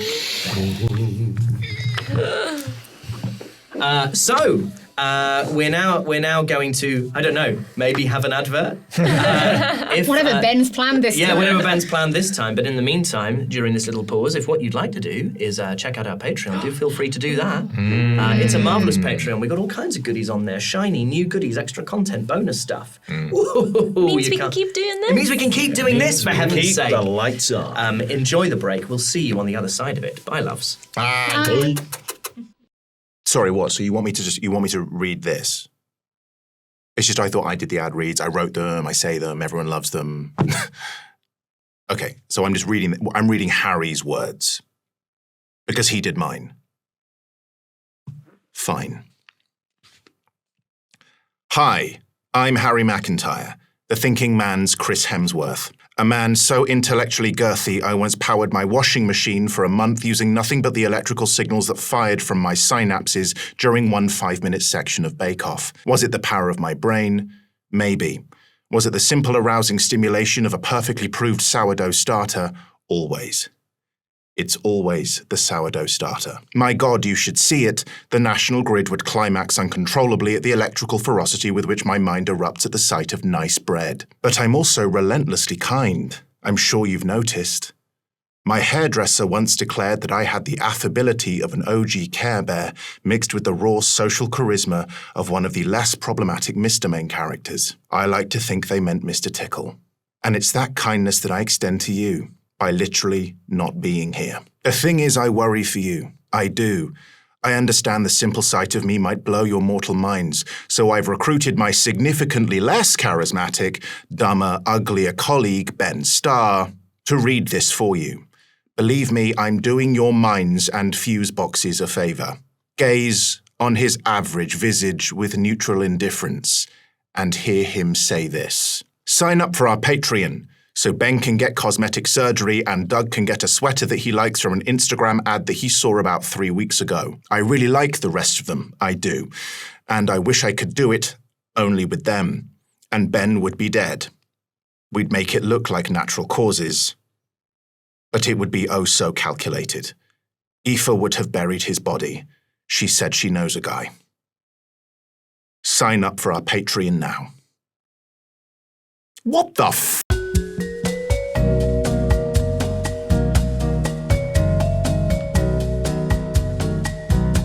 And Ben would be dead.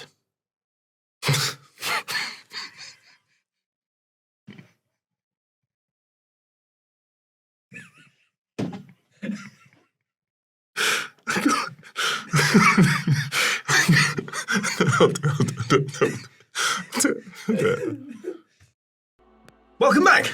Hey. Keep rolling down. Oh, keep that in. The usurper. We are back. You know what? He's right. A stopped clock. It's right once a day. It's right once a day. That's a deep, deep cut. The other time is lucky. Deep law. So, you emerge out onto the crest. Eleonora trying to kind of hurry you along. She keeps looking back at Rashid and saying, is there honestly no way you can move a little bit quicker? Because we're really getting to a point where time is of the essence here. Roll me, you can all just roll me investigation checks on Eleonora. Go ahead, Doug. Kel. 4. 4. Dirty one. Dirty 1 for Indelian. 16. A 16 for Radian. 12. A 12 Also for a 16. I, and a 16 for Dolly. So with a 16, with 16s, you notice that she has a little brooch in the shape of a squirrel that she's got pinned into her woolen robes, and that she has these 2 tattoos on the palms of her hands. Sort of single black lines that go across the palms of her hands, and she keeps gesturing. She keeps gesturing to Rashid, and she is that look. We right. Come on. What's the reason for the rush? This guy's been imprisoned for weeks. Give him a minute. Roll me a persuasion check. With relish, 24. 24. She turns back, looks at you, and for a second, there's like, her eyes meet yours, and there's this sudden hardening.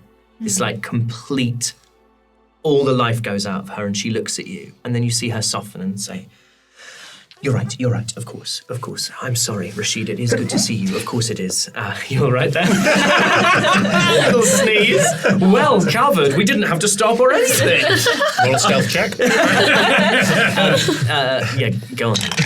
Needs to change his pants now. Yeah, that's true. 24. You guys saw? No. Yeah. She says, I'm sorry, of course. Look, are you all right? And he says, I'm well, better than I was. You can return. I mean, I don't know if they told you, Grenweird is here. He's taking your place. If rest is what you need, then, and he cuts off. No. I'm fine. It's important. What's the need for haste right now? Roll me persuasion with advantage. Good. That's still not great. 15. 15. She looks at Rashid and she says, Can I trust them? And he says, they saved my life. And you're in the crest now. You're not far from the gardens in the centre. And there are people milling around. You're on one of these walkways that goes high above the deal. You can see over to the southwest the burning embers of where all those buildings were on Gronorth's Plaza. And she pulls you, she kind of gestures for you to come in close. And she says, there's been an attack. Lode has fallen. You would all know Lode is the Dwarven capital. It's in the north of the continent, and it is considered impregnable. A series of plateaus, walled districts, high on the top of a range of mountains. She says that some group, we think they might have something to do with the message that was written here. They're calling themselves the Gloam. They took Lode. I'll explain more, but the decisions are being made, and they are being made in haste, and we need your wisdom now more than ever. You need to be part of this. And he nods and sort of attempts to make his way as quickly as he can. And eventually you make your way to the crest, to the Council of Equals. And you can see, as before, there are these gates, heavy guard presence. And as you approach, Eleonora starts waving her hand, saying, open the gates, get out of the way. And the gates are opened, and you can see the guards recognizing Rashid. And before you were checked for weapons, this time you are just hurried through. And they start heading towards... You start heading towards the actual chamber building, a council building. And Eleonora stops, turns back to Rashid and says, do they need to accompany you? And he,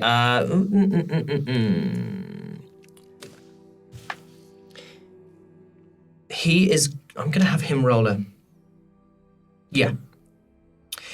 He looks at Eleonora and he says, were it not for them, I may never have returned.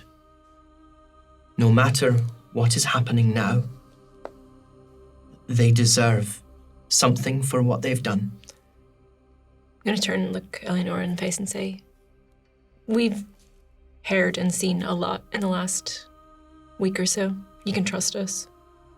Roll me persuasion with advantage.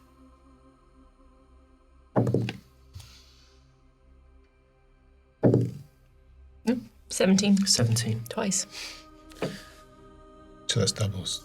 Doubles, that's 34, actually, which is extremely high. I know math, man.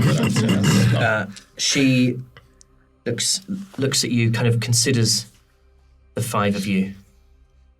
I'm going to have her roll a history to see if she recalls. Oh, she does. She says, "You brought the message to Trask." Mm-hmm.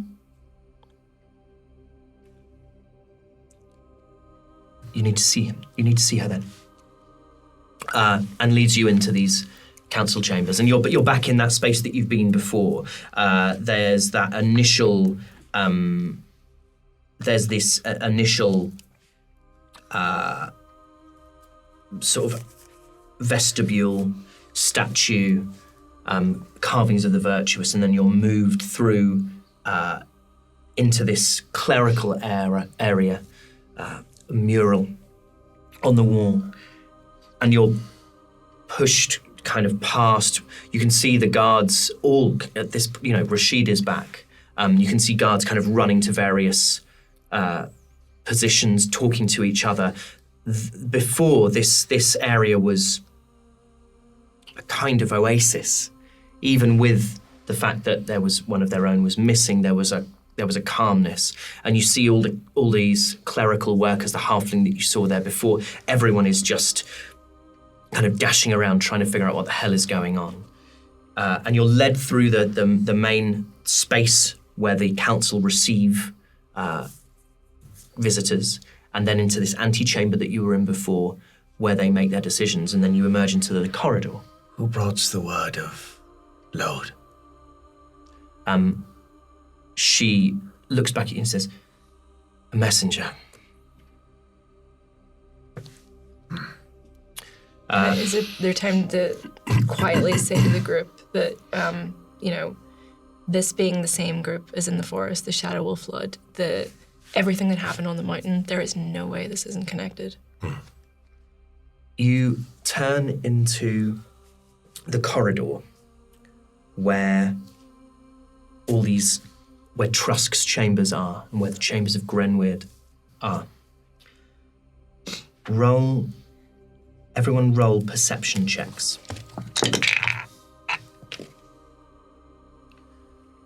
Radiant? 23. 23.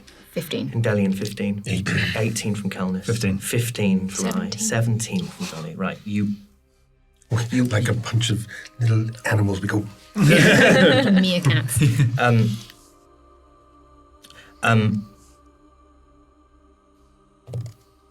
You're taken as you're kind of moving past the first of these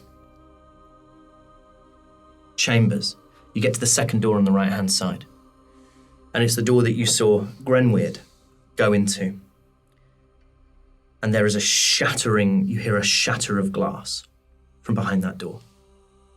And you hear two voices really going at each other, really arguing.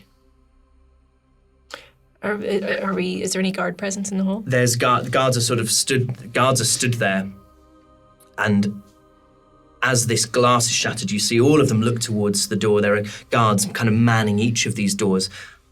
Eleonora and Rashid both look towards the door as well. There's this sense of sort of stillness as everyone tunes into what's happening. And you hear two voices. And the first voice says, "But you're not even a real member. What have you done? What have you really done since you arrived?" And then a second voice says, "I have a duty to the people." "Which people? Which people need you more than your own family?"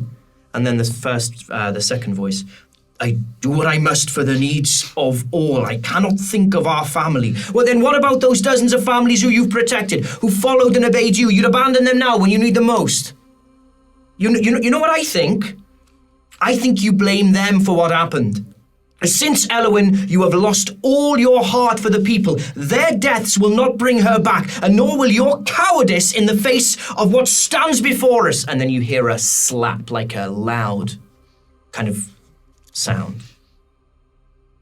Indelian looks to Dolly and goes, "Ghosts need to stay dead." Dolly's gonna move herself to be between the door and Indelian. Okay. And then you hear there's a pause, and then you hear the deeper of the two voices says, You will not speak of Elowen. You know nothing of my grief, and you know nothing of the pain that comes from losing her. Do you not think I wish to see your mother? Do you truly believe I would willingly sacrifice my boys, our home, for the sake of vengeance or vanity? Though when I cannot leave, I must do my duty. And then the first voice, if you will not defend Mouse, then I will. And then the deeper of the voices, you will do no such thing. You swore an oath when you became my protector, and as much as you may wish it, that oath cannot be broken. It will not.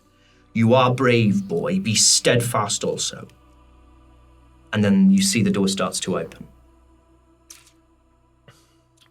And as that door opens, you see Rioda Grinweir smoothing his hair, ordered, sweeping it back into a side parting, and I'm going to have him roll perception. He rolled a 2. He looks out into the corridor and he's just greeted by all these faces, guards, and you, and Rashid, and Eleonora.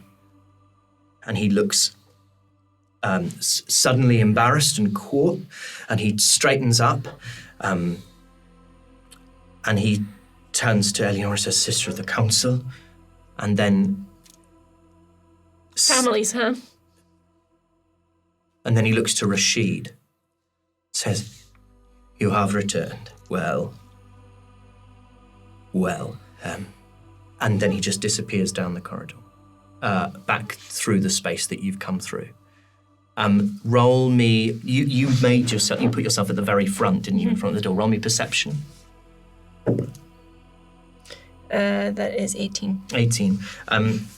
You see just as the door shuts behind him that there is a tall human, red hair.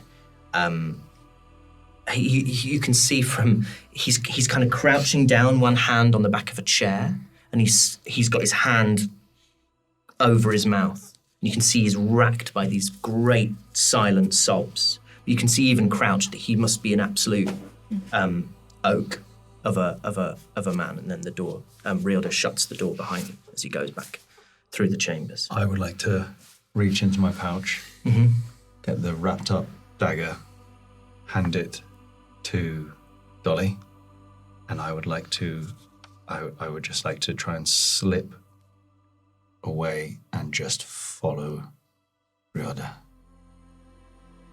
Roll me. Okay. You are in a highly guarded area. Everyone is looking at this man. Okay. This is a very high DC, and you're rolling with disadvantage. This is a... Anyone can do it, it's you. This is a DC 27. Well, it's an immediate fail, so... Okay. You start... Rioda disappears around the corner.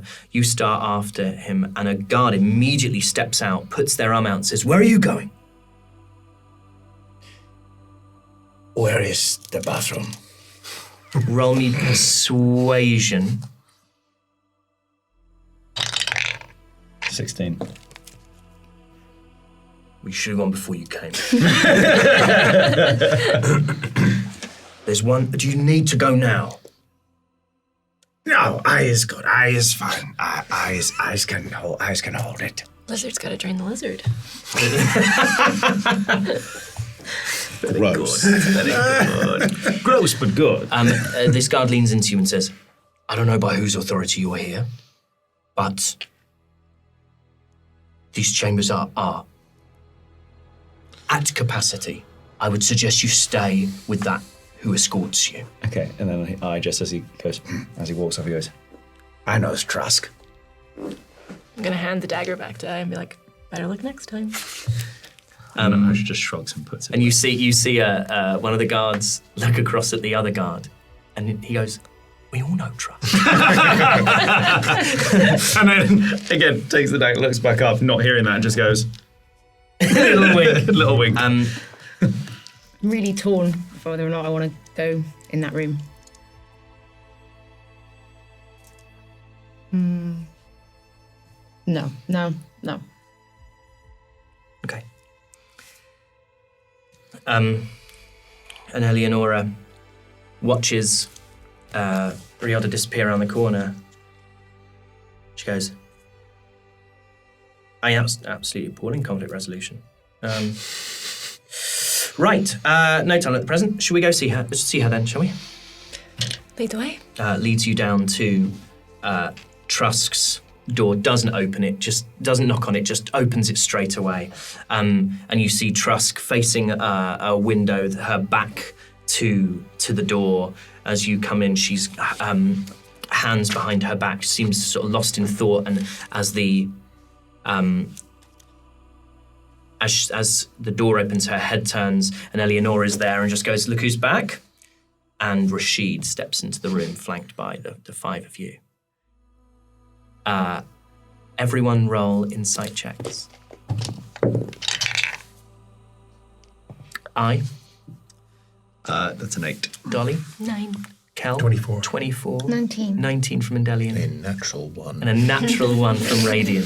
Radian, I think Trusk, she's only mortal.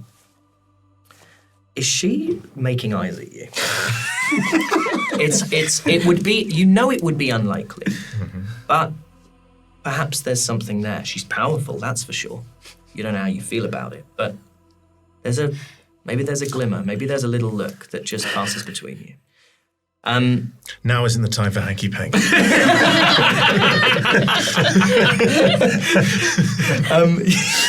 Do you say it? Yeah. Eleonora turns to me and says, "Oh, I agree, absolutely." Just so we're very clear. No, there's no time for stuff. Look who's here. And Trusk looks at you. Roll me another insight check. It's 2. Okay. She's cooling a little, but you can't fight chemistry. The thing that you see, Kelnis, is that her first impulse when she sees Rashid is to just burst into tears. Like the relief. And then she masters her features and she walks over to him and she puts her arms out. She puts her arms around him and just holds on to him and says, "Stop going missing."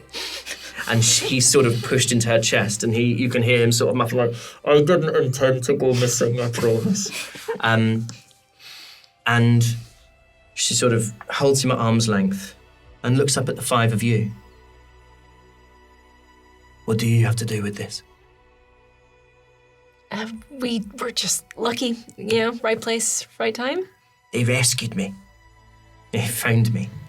I've been locked up in an apothecary of all places. Yesko's tinctures, salves, and solutions." Yeah, I do. Well, it's there. Incredible. I'm sorry. And she takes the five of you in. Much has happened. Much has happened in the time that you've been gone. More than I can find the words for. And she gives him a really potted history of essentially the gods being dead, and the shadow will flood. And the death of Gronoth, which he nods at immediately. He knows what happened. And then she says that we received word yesterday. This group, they call themselves the Gloam. They took Lode, and he says, I know. And Eleonora says, I brought them here. You know what? Probably best, and just shuts the door behind you.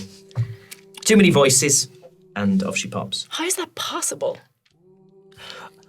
We don't know. They must have had agents within the city that, at a signal, rose up. They overwhelmed the guard.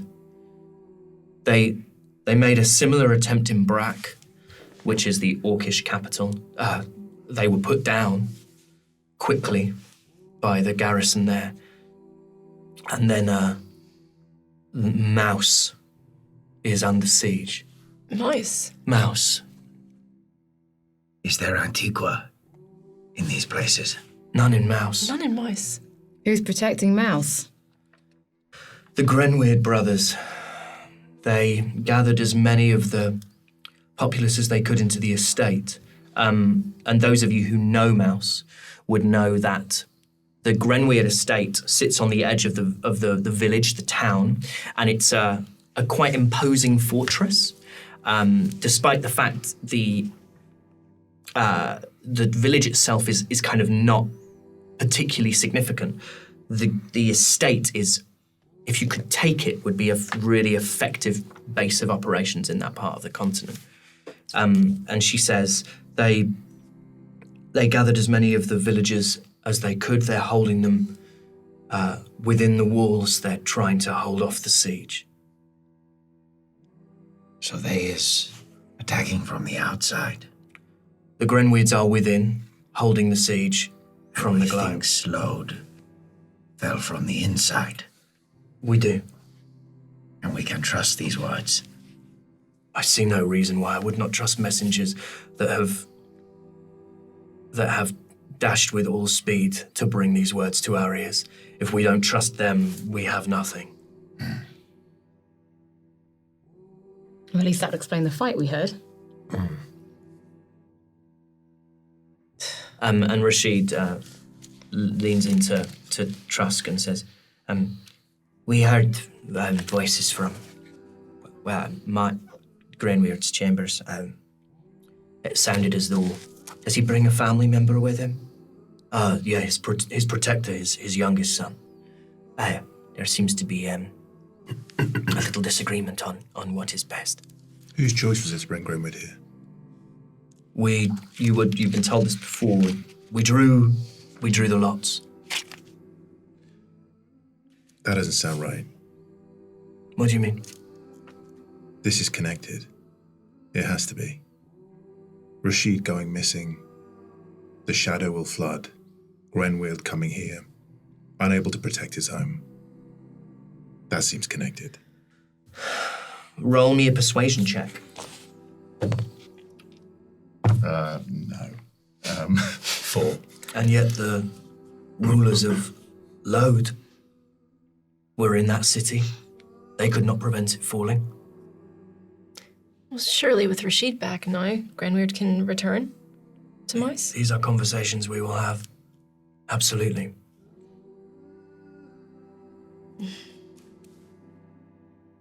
You says about one falling and another not. But one glove does not fit every hand.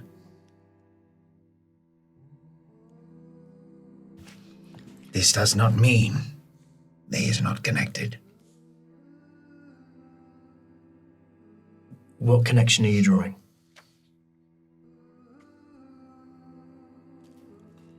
All the things that has happened in this short space, short time, is too much. I agree with you entirely. It now appears that the message on the mural was a warning. We assume it is too much of a coincidence for all these attempts to be made on all these cities at the same time. It must be one group. How they're communicating, how they're synchronizing, we don't know. I knows of a place, we knows of a place of caves. Vague information at best. We never found those Caves are spotted all over this continent. Where? Thinks east of the trees. West. He might be in the Roll me a trees. persuasion at disadvantage. Just as a reminder to myself, as when we went out of it, we.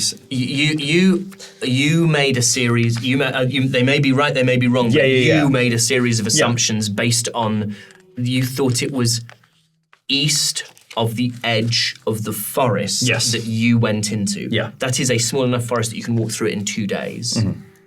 So it doesn't give you a great indication of anything geographically east of the center point of the continent. It is not much, but you has nothing.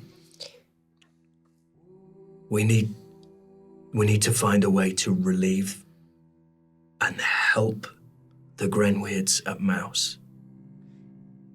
What about numbers? How big is this group? We don't know. Mouse barely has a garrison. They have a few militia, and then the 4 brothers.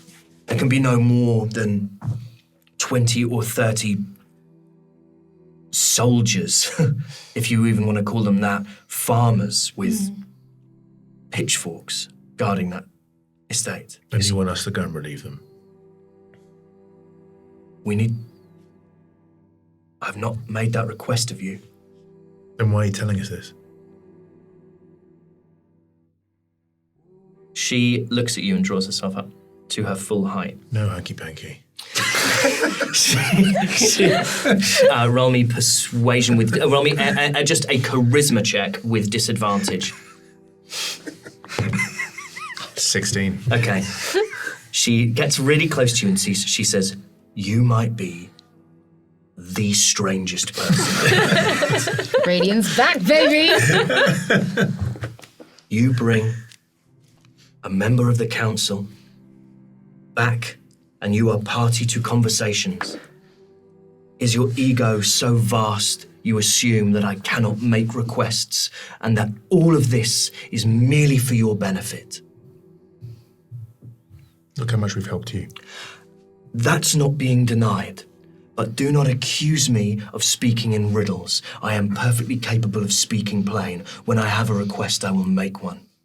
Then let me humbly say, we can help you. I'm not speaking down to you, I'm speaking up. We can help you. We've helped you before. We'll do it again. Roll me persuasion with advantage.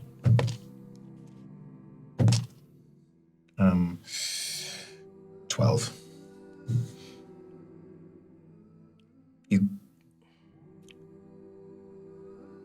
You could help with supplies. If we could get resources, weapons to them. We can't spare the Barun Guard. We don't know if an attack will come on this city. But if we can buy them more time, if we can facilitate them holding out for longer, perhaps that's a place to start. And if you 5 are willing to go there, I think sparing the Barun Guard is exactly what they want. And I gurgles. I gurgles at the thought.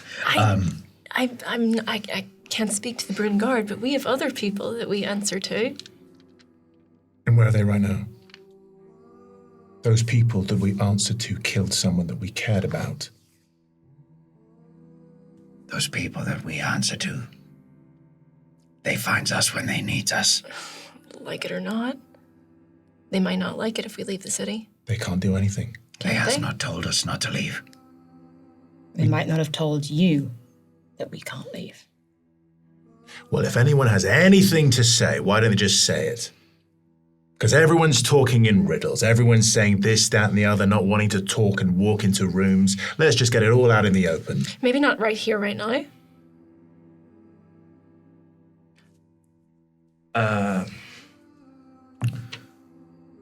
Rashid looks at you, Radian, and then takes in the other 4 and says, how did you know her?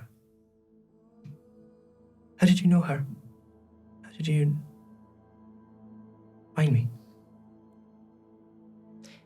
We were scoping out local businesses, saw that place was unoccupied, and just happened upon it. Roll me deception.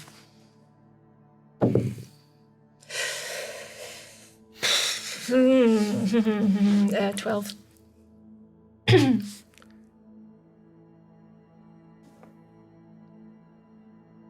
And she turns to Trusk and says, she who held me was of the web.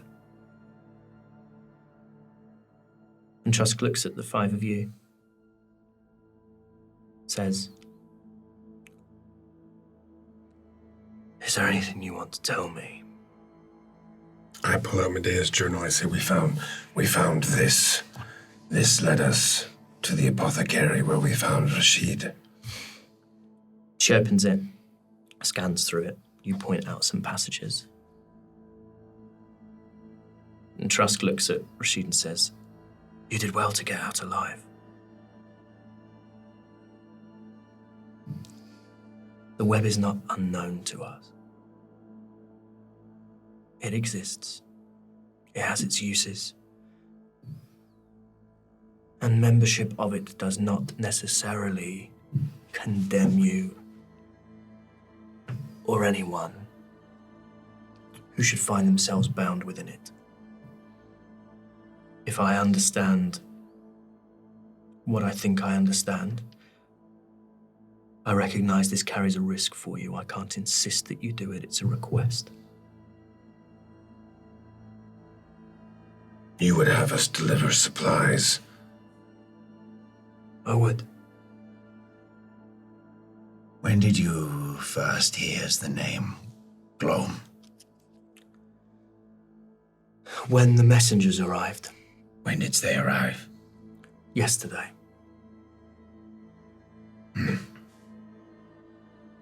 One messenger.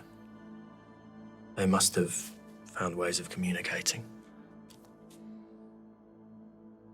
Came with news of all three. I think we needs to talk. Mm-hmm. Anywhere we can have a private conversation? I can find somewhere for you. And she opens the door of her chambers. Rashid stays within her chambers, and she opens up the door just beyond it to the right, and it's a little sort of guard room, like almost like a place for them to just sit in between shifts, and there are a couple of guards. She says, "With all due respect, we need this space. They need this space." And the guards nod. She looks at you and says, "They will be waiting beyond the door." And the door closes behind you, and the five of you are alone. What do you know, Indelian? Of what? You know so much more than you're telling. It depends what you want to know. You know a lot. Doesn't mean it's relevant to what we're doing. What will we find in Mouse? You'll find 4 brothers desperately trying to defend a castle and a bunch of peasants. They've never even stepped foot outside of Mouse, but they can fight. They'll hold out for a while. It'll fall eventually. It's an incredible stronghold to lose. If there is a war coming, you don't want anyone but us holding Mouse. Us? Us. The good guys, unless you know a little bit more about the Shadow than I do. I does not think a war is coming.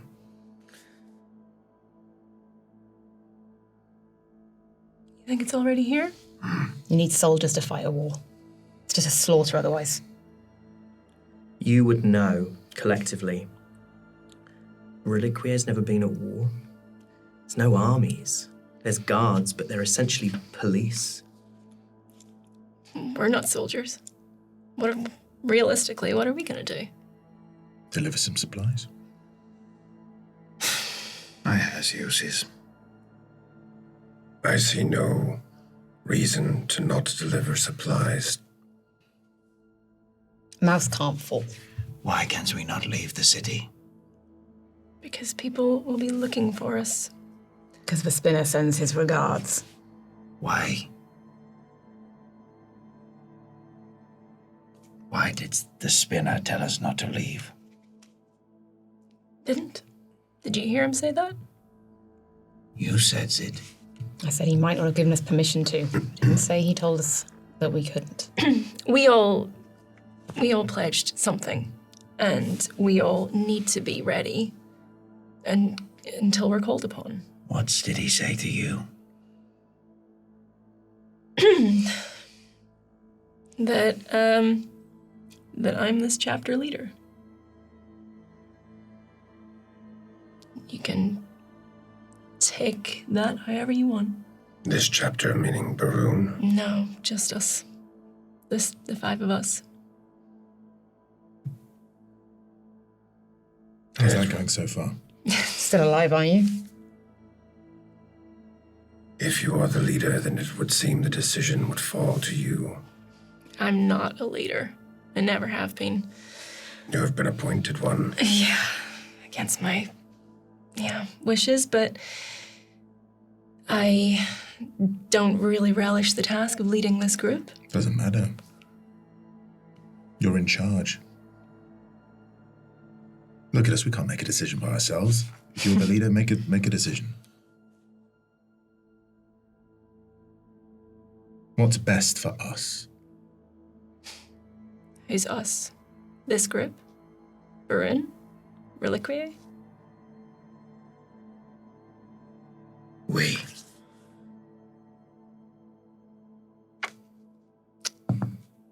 We go to mice. But if anyone comes looking for us, don't say I didn't warn you. We knows how they look. We knows how they wear. We has one. We knows where there is more hidden. We can use this. How do you feel about this? As long as the dead stay dead, then we'll be fine.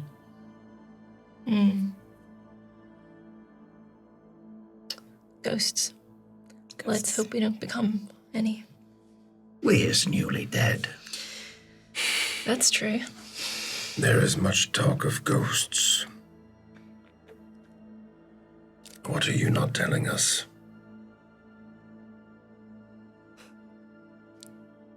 That it's sometimes best to let the ghosts of the past stay in the past. Not everyone needs to see the dead.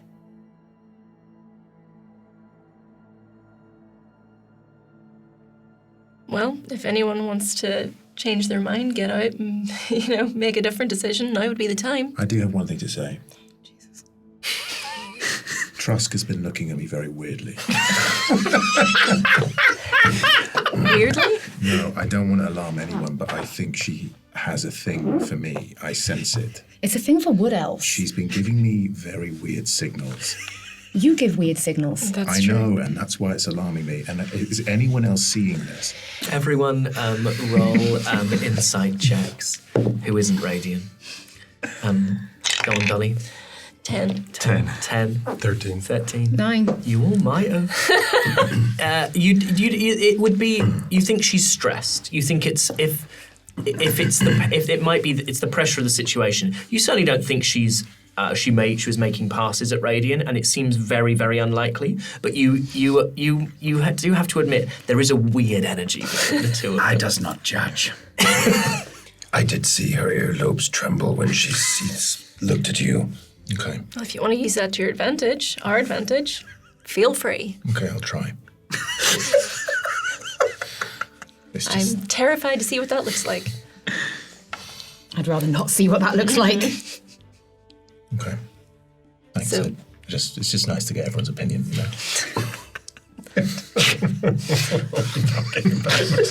So much trouble. So we're all in agreement? For once? I is with Pamela. To Mouse. Nice. I thinks we should collect the Glom cloak and mask. It's not a bad shot. Do you want me to tell her we have a bit of a connection, or do you want to do that? I think we might need some time before we leave the city, but let her know that we'll go in a bit. Okay, And lets her down easy. I will. Designated. Okay. Okay. You stay here. I'll go tell her. So you go out into the corridor, Radiant. So I have I take from my pouch, and I take a little spray that I have. It's my little perfume. Radiance Musk. Radiance Musk. And I spray it on myself. Okay. Yes. Roll me a luck check. It's a 15. Okay.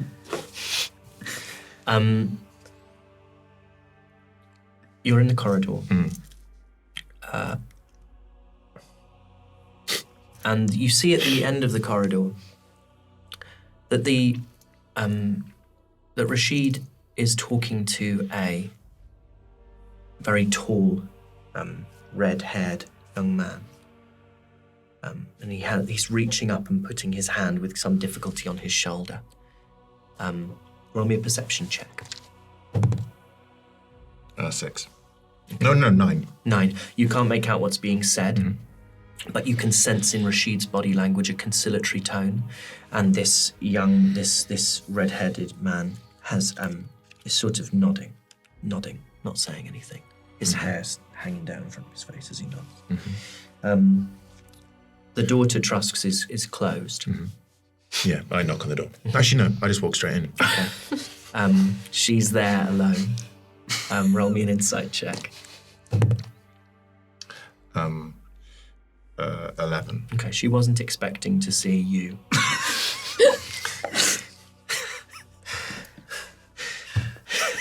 Radiant walks over to her.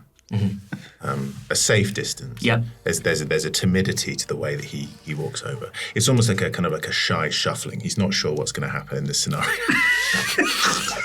That makes all of us.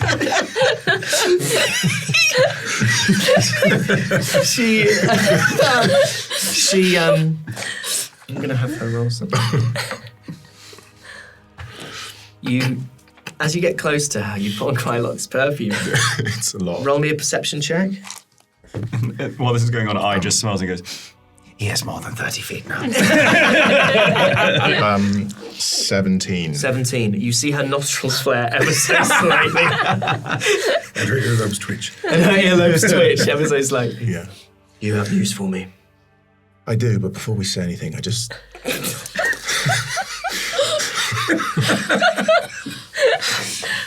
I just want to get a couple of things off my chest.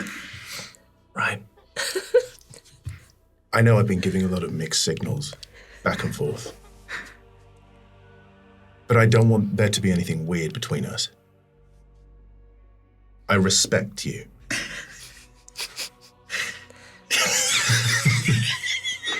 She... You've broken the tie. Roll me persuasion or performance. I don't mind which. It's a 7. Okay. She says, good. It is good. It is. Yeah. What do you have for me? Roll insight. I have a 12 for you. Okay, you can tell she means information.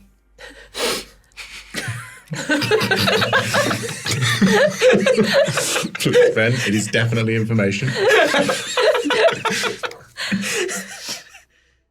I respectfully, in a professional manner, would just like to say that we will do this for you. Thank you. It's a relief to hear. And I'm sorry. What? I recognize that I can be brash sometimes. Some people find it charming. But clearly you didn't. Clearly you found it quite annoying. And I'm sorry. She says, when I took this office, I knew that for the next 5 years I would have the weight of every life in Reliquiae bearing down on my shoulders. What I didn't know is the danger that those lives would be placed in on my watch. And then she sort of... Roll me an insight. 6. She says, forgive me if it made me terse. You're not sure if terse is a euphemism. Yeah. But she sort of sighs. If I'm being honest, it did. Right. And I am sorry if I mistook that in any way. If I crossed a line. I wouldn't want to cross a line. I have friends, and I don't want you to think that there's anything untoward at all. between you and I. Roll just roll me charisma. A 19. Okay.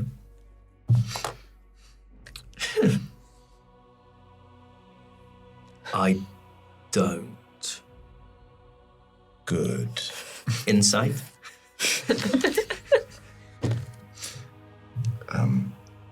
A 17. She does not. She really does not. You think for the first time you may have badly misjudged. Radiant backs up a couple of steps and just starts kind of wiping some of the musk off him. Yeah, you are, as you start, you are replaying everything you've said so far to check it. Of course. Yes. Right. Yes. Wow. Okay. And he turns around to walk and then turns back around and goes, this is, we'll do this for you. Good.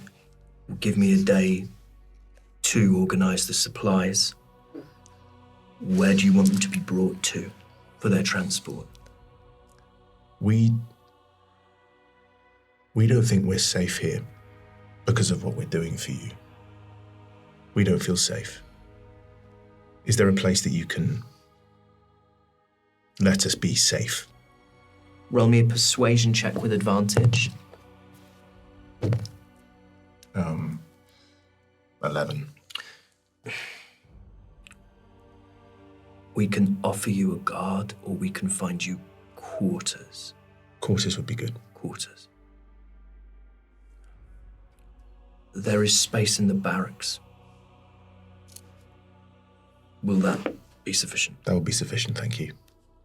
And she tells you essentially where to go. There's this there's a sort of guard checkpoint that you pass on your way in here, but then there is a separate guardhouse where the guard of the council live. Will we be able to pass freely? We have some business to clear up before we go. She says, given what you'll do for this city, I can go on better. And she goes to a drawer in her desk and pulls out a little leather case. Mm-hmm. She pops it open. And she gets 3 rings. Each ring is comprised of 3 separate silver bands with silver bolts that interlink them. And she gives you 5 of them. And she says, these are a sign of my favor. They should allow you passage through the city, and I can't speak, of course, to the world beyond these walls, but if you wear them, they may help. And essentially what mechanically this will do is situationally, you'll have advantage on kind of persuasion checks with authority figures as a result of wearing the favor of the High Advocate of Barun. Thank you for this. I feel like I need to be honest with you. Oh, no. I would appreciate that. We saw Gronorth die. You did? We were there. Why? How? We saw the flames. We rushed towards them. And he came out and we saw this woman murder him. Roll me... You technically are not lying there, are you? So just roll me persuasion with advantage. 13. Must have been a terrible sight. It was horrible. He was good. He was very good. I'm doing this for him. I may work for the web, but I don't like what they do. What they make us do. I may do terrible things, but I do not think that I'm a terrible individual. She takes a step towards you. And she says,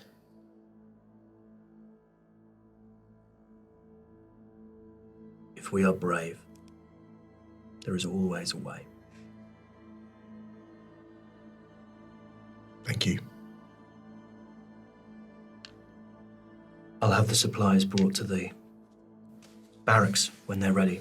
It will, as I said, take a day to gather all the necessary provisions. Thank you. Radiant walks out just before he leaves. Goes, and also about earlier, I'm sorry about you're a very attractive. Roll me persuasion. I think she quite likes you at this Yeah. point. Just flat persuasion. This is an 11. 11. Thank you. I will bear that in mind. You're very, very welcome. Okay, thank you very much. And she shuts the door on you. I go back into the room. How did she take it? Sorry. Roll insight. How did she take it? Roll insight. Laying down or standing up. Oh my god! No. It was implied, Doug. It was implied. You know the devil. That's a very uninteresting. It was a 10. I means the information. Yes, he means exactly what it is. Without saying anything, Radiant holds out his hand and shows the little rings. She proposed? It turns out that she's not interested in me in the way that I thought. That was a little embarrassing, but she has offered us a safe place to stay in the barracks. The barracks? It's the best that they could do. We cannot go back to that place. Yeah, we could go anywhere but the barracks. They've offered us a safe place to stay at the barracks. You can choose to stay somewhere else if you want, boss. But that's where they've given us to stay. A day to do whatever we want, and passage through the city. Please feel free if you want to go and get a better deal. I'd love to see you try. But it's the best that I could do with the musk that I had and the raw charisma that I possess. Boss. We all know how great your charisma is. Fine. I walks up to Radiant, puts his hand on what would be his shoulder, but for his height is just his thigh, and just goes, I thought she might be interested too. So did I. Not to kill the mood, but I think Endelian would really want to go and find the son of Grenmere. So tell me what you want to do. You want to go out into the corridor, go and have a look? Yes. Yeah, I guess that's what I want to do. Okay. Roll me a luck check. Where are you going? Wherever I damn well want. We'll find out. Okay. It's 18. It's an 18. As you put your head out into the corridor, you see this son going into the chamber, shutting the door behind him, into Grenweir's chamber. I'm going to look at Dolly and just let Dolly know that I want to go speak to the eldest son of Grenweir. If we're going to mouse, I want to go speak to him. I want to remind you it's the youngest. Youngest son. So, and that's where I'm going. So I'm just going to... Go do your thing. Cast Bardic Inspiration. Great. do any of us see this? You see her leave the room. She's not trying to be sneaky. No. And I've given her the ring. And right? absolutely, you have the ring. So I'm going to say from this point onward, you are... I'll say if you were trying to gain access to, like, a private bedchamber, or if you were trying to steal from the coffers, that sort of thing, the ring doesn't mitigate, like malevolent stuff. But generally speaking, you'll be unopposed if you flash the kind of token. So I'm going to head towards that door, I guess. And I'm just going to start by trying to knock on the door. Okay. Just to say, I would like to give it a second, and when everyone turns back to what they're doing, like to slip out and just see if I can watch. Roll a stealth check to see where she goes. Yeah, That is an 18. Kel, you're aware of Everything. Eye trying to put eye sticking his head around the corner and trying to watch where Endelian's going. Where is she going? And I says, I will find out. he steps out the door. Stealth with disadvantage, very, very high DC again. It's a nat 1. Okay. You can't. It's almost mechanically impossible for you to move undetected in a brightly lit corridor with. There are 1, 2, 3, 4, 5, It's not 6, being 7, detected 8, by the 9, guards. 10. It's being detected by by Endelian. By Seeing like Endelian. the fact that I want to walk behind him. Oh, okay. Can I stop him? Absolutely. Yeah. I don't. And I just goes, Tribe does not do secrets. No, but tribe does things for itself sometimes too. Secrets can hurt tribe. No, but trust her on this one. Do you think Endelian would hurt you? I does not know now. I'm so sorry. No, go for it. You knock on the door, and you hear he's not here. You can come in, but he's not here. And I just open the door and slip in, closing the door behind me, and I take off my hood.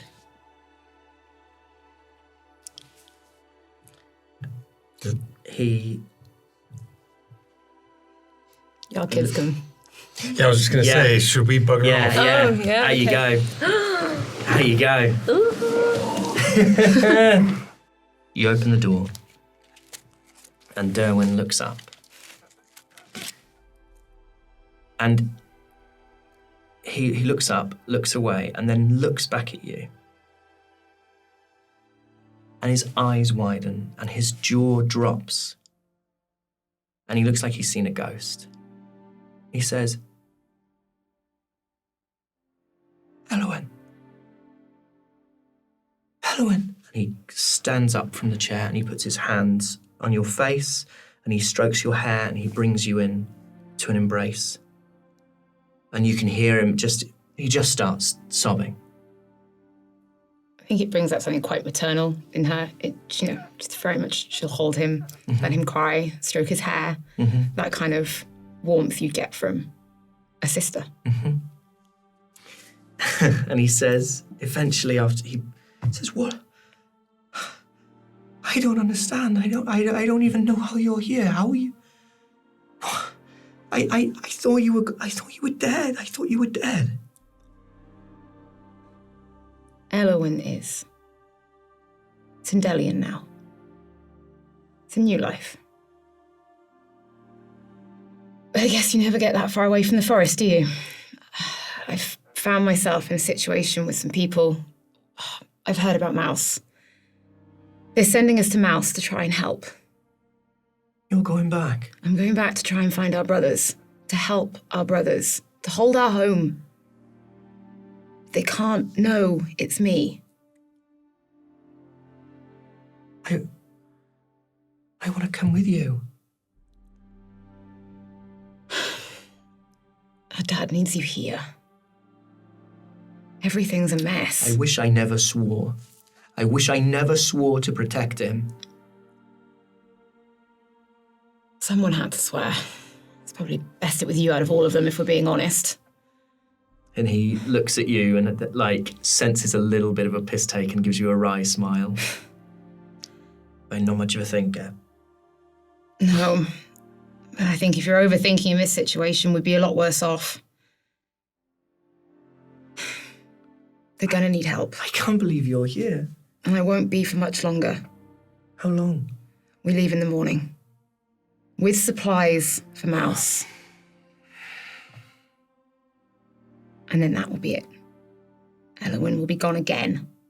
No one can know. I'm the only one who knows. You're the only one who knows. And you have to keep it that way. Grief or otherwise. The dead have to stay dead. Persuasion or deception with advantage. Don't tell me which. It's a nat 20. He says, how long do you have Until you can return, you must be able to return somehow. How did you even survive? You have to tell me. I'm never going to return. But why? Why not? Because I had a very different life I wanted to live, more than what Mouse was ever going to give me. And this feels better, does it? It does. I've seen places and done things. I have the freedom beyond what the forest was ever going to grant me, whatever being a lady of Mouse was ever going to grant me. I will help our brothers hold Mouse. Elowyn is dead. I wish you'd told me. You don't know what it's been like. You don't know what he's been like. I never seen him broken. But there were years after you gone. It was like he was empty. It was only really when the call came. He had something to, I don't know, live for. I think it's why he doesn't want to leave. Because I think for such a long time he felt like he could do nothing, and suddenly he can do something. I hated the idea of him ever leaving Mouse. But with everything that's going on, he might actually be safer here than back there. Our brothers can hold Mouse. Keep him here where he's safe, where he's got purpose.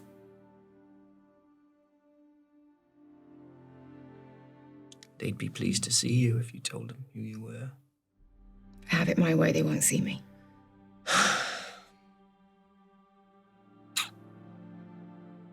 I'm sorry that's the way you feel it has to be. It's the way it's been for a long time now. It's not ideal, but the life I've always wanted will get to start soon. Perhaps, now I know. Like, I won't say nothing to anybody, but if you like, I could write to you or something, and I could just know you're all right, and you could know I'm all right, and then, live in whatever life you want. If our paths cross, well, then our paths cross.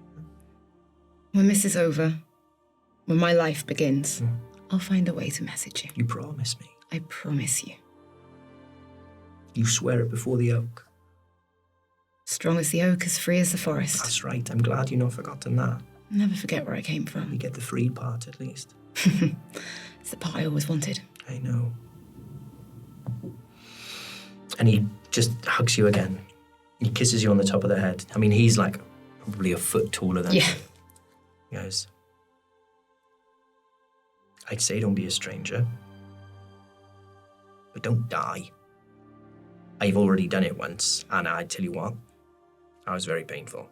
Yeah, I'm not planning to make a habit out of it. No. Good. And then he leans and he says, Eden's grown a moustache. Why? I don't know. I think when Dad started to kind of lose it, he was like, right, well, someone needs to have facial hair. But he couldn't grow a beard for I it. know, honestly. It's like he's 14. I don't know what he's thinking, and no one. He takes himself dead seriously now. I mean, he's had to be. Yeah, honest. I suppose, but facial hair? I know. I tried to tell him, but I can't believe the others are letting him get away with it. no, I know. He must be locking his door at night. I know. Like, we did actually, like early doors, we did try to shave it off him, but he holds up his hand, and one of his fingers has clearly been broken, badly reset. He's like, he didn't take it very well.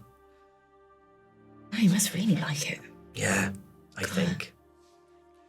Well, it has happened since I've been gone. What's happened? What, in the last however many years? 10 years. 10 years. You were a baby. It was far from that. Whose body was it? Whose body did they find? I actually don't know, and it wasn't my job to find it. It was a deal I've made with some people. Looks at you blankly. You don't need to know any more than that. They got me my freedom. And I guess I just got caught in their web.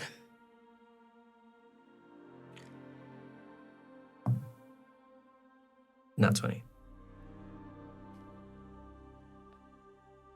And he looks kind of horrified. Right. Gods. That's why I'm here. Yep. Of course. Of course. Fucking of course. Right, okay. Well, that makes a lot of sense. We're in pretty deep now. Yeah, I can imagine. How long do you have left on your time? 2 years. 2 years.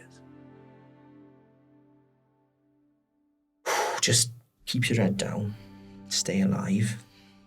Get through it. And you do the same. I will. I will. Let's hope our brothers were able to hold the fort. I have no doubt they have. Neither do I. But a couple of extra swords won't hurt. That's right.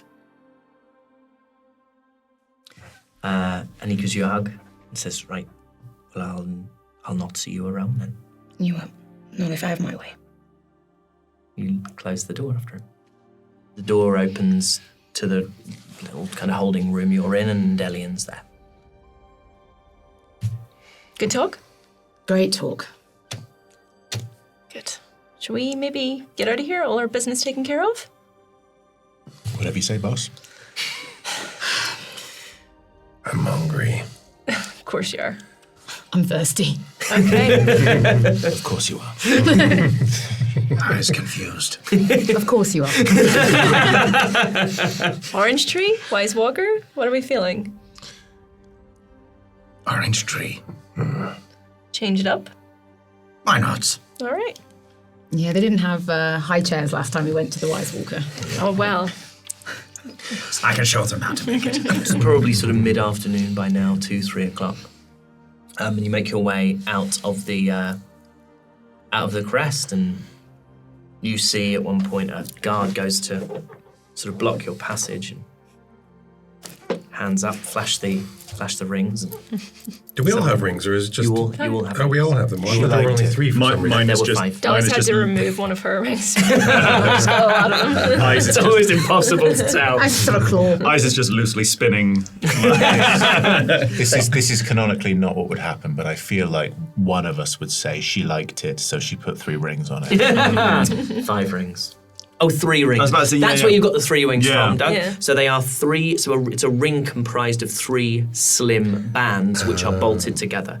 They represent the 3 levels of Barun.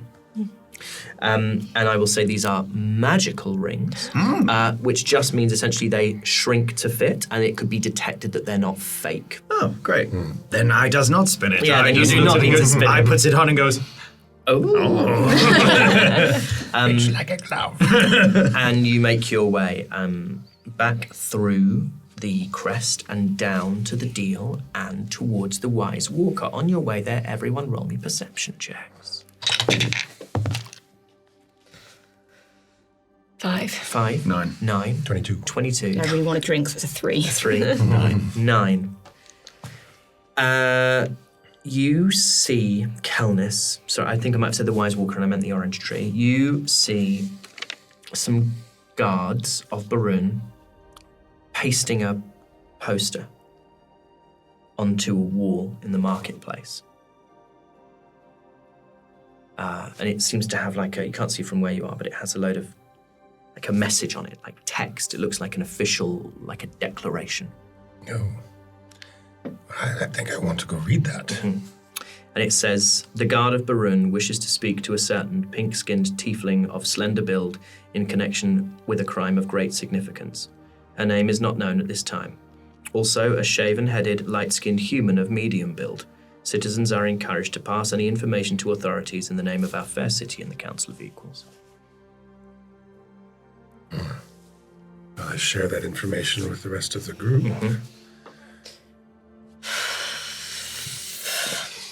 Head up.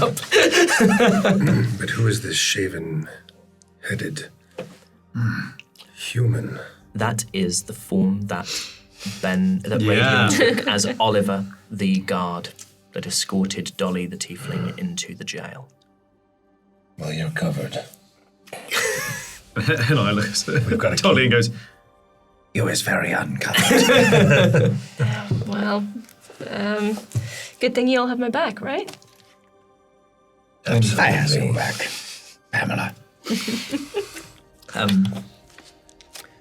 You go into the orange tree. It has these garlands of flowers around the door, a sandwich board with the daily specials on it. It's an altogether different type of establishment from the Wise Walker, much more salubrious. Can you roll me a perception check, please? I really hope I roll high. I hope you don't. No! Oh no. 4. Okay, you don't see. You'll have to remind me of the name I made up. Evandris. Evandris. You don't see Very well Evandris. done, You considering don't it was on the spot, You mate. don't Very see well done. Evandris there.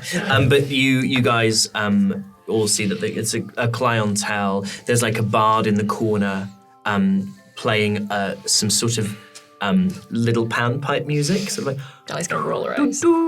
Can I go straight up to the bar without a hesitation and climb up on a stool and lean on the bar and just go, aware of the clientele, aware of the clientele is a little bit classier, and in a kind of way that trying to give off the air goes, You has got high chair? Roll me a performance check, I think. You're trying to put on airs and graces Yeah. here. it's a 10. It's a 10. There is, behind the bar, is a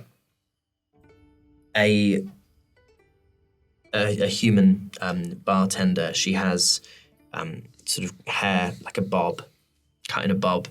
And you see that this is the first place where like staff are in kind of uniform. Like they've all got sort of white jerkins on. They've got like brown leather aprons, a little insignia of the like of a tree on the. And she goes, yeah, we've got chairs, like for the young ones, of course. And in a day of just, this is a new thing, try new things, I goes, I will takes a high chair. No hanky-panky. Roll me persuasion with disadvantage. that is a 5. Both 2 5s. I find that requesting a high chair normally erases any possibility of hanky-panky necessarily.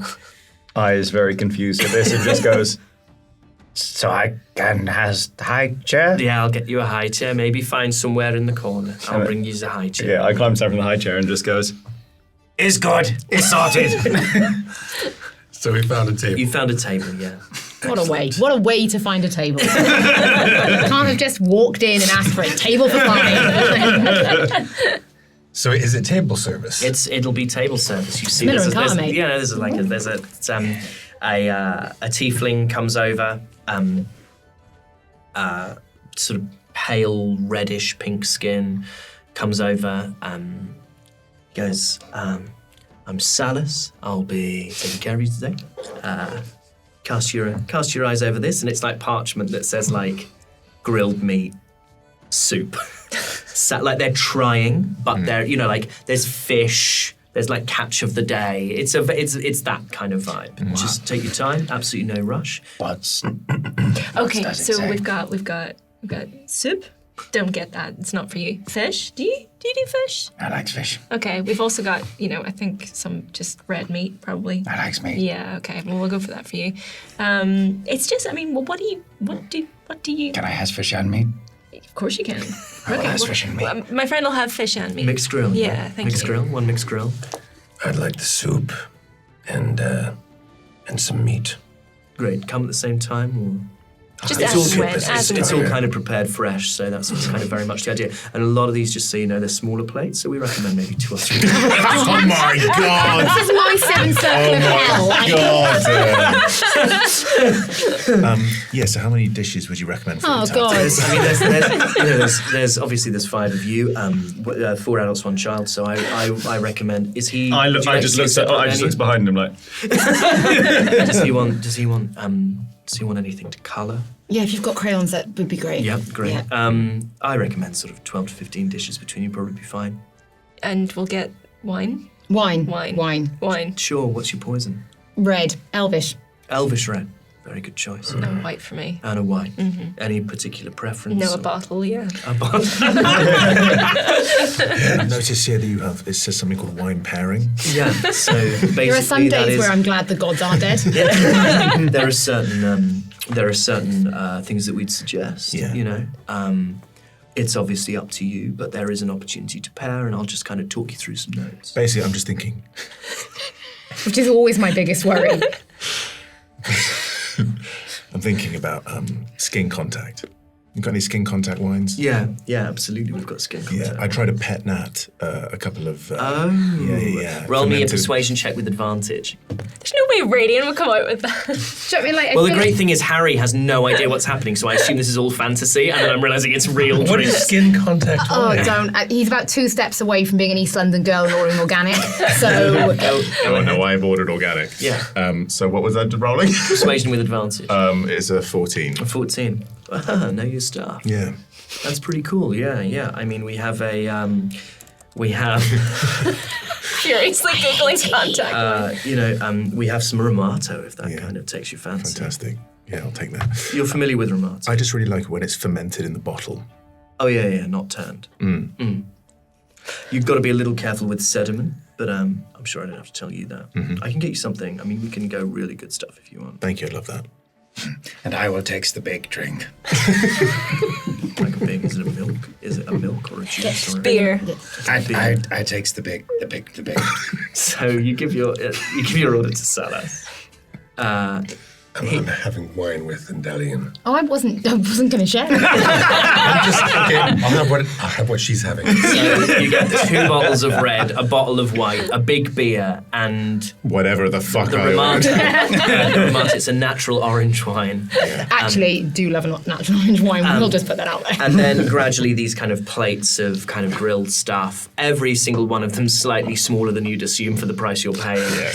But like, of course, like, tasty, but you'd think so for that price. Kelness whips out a spoon.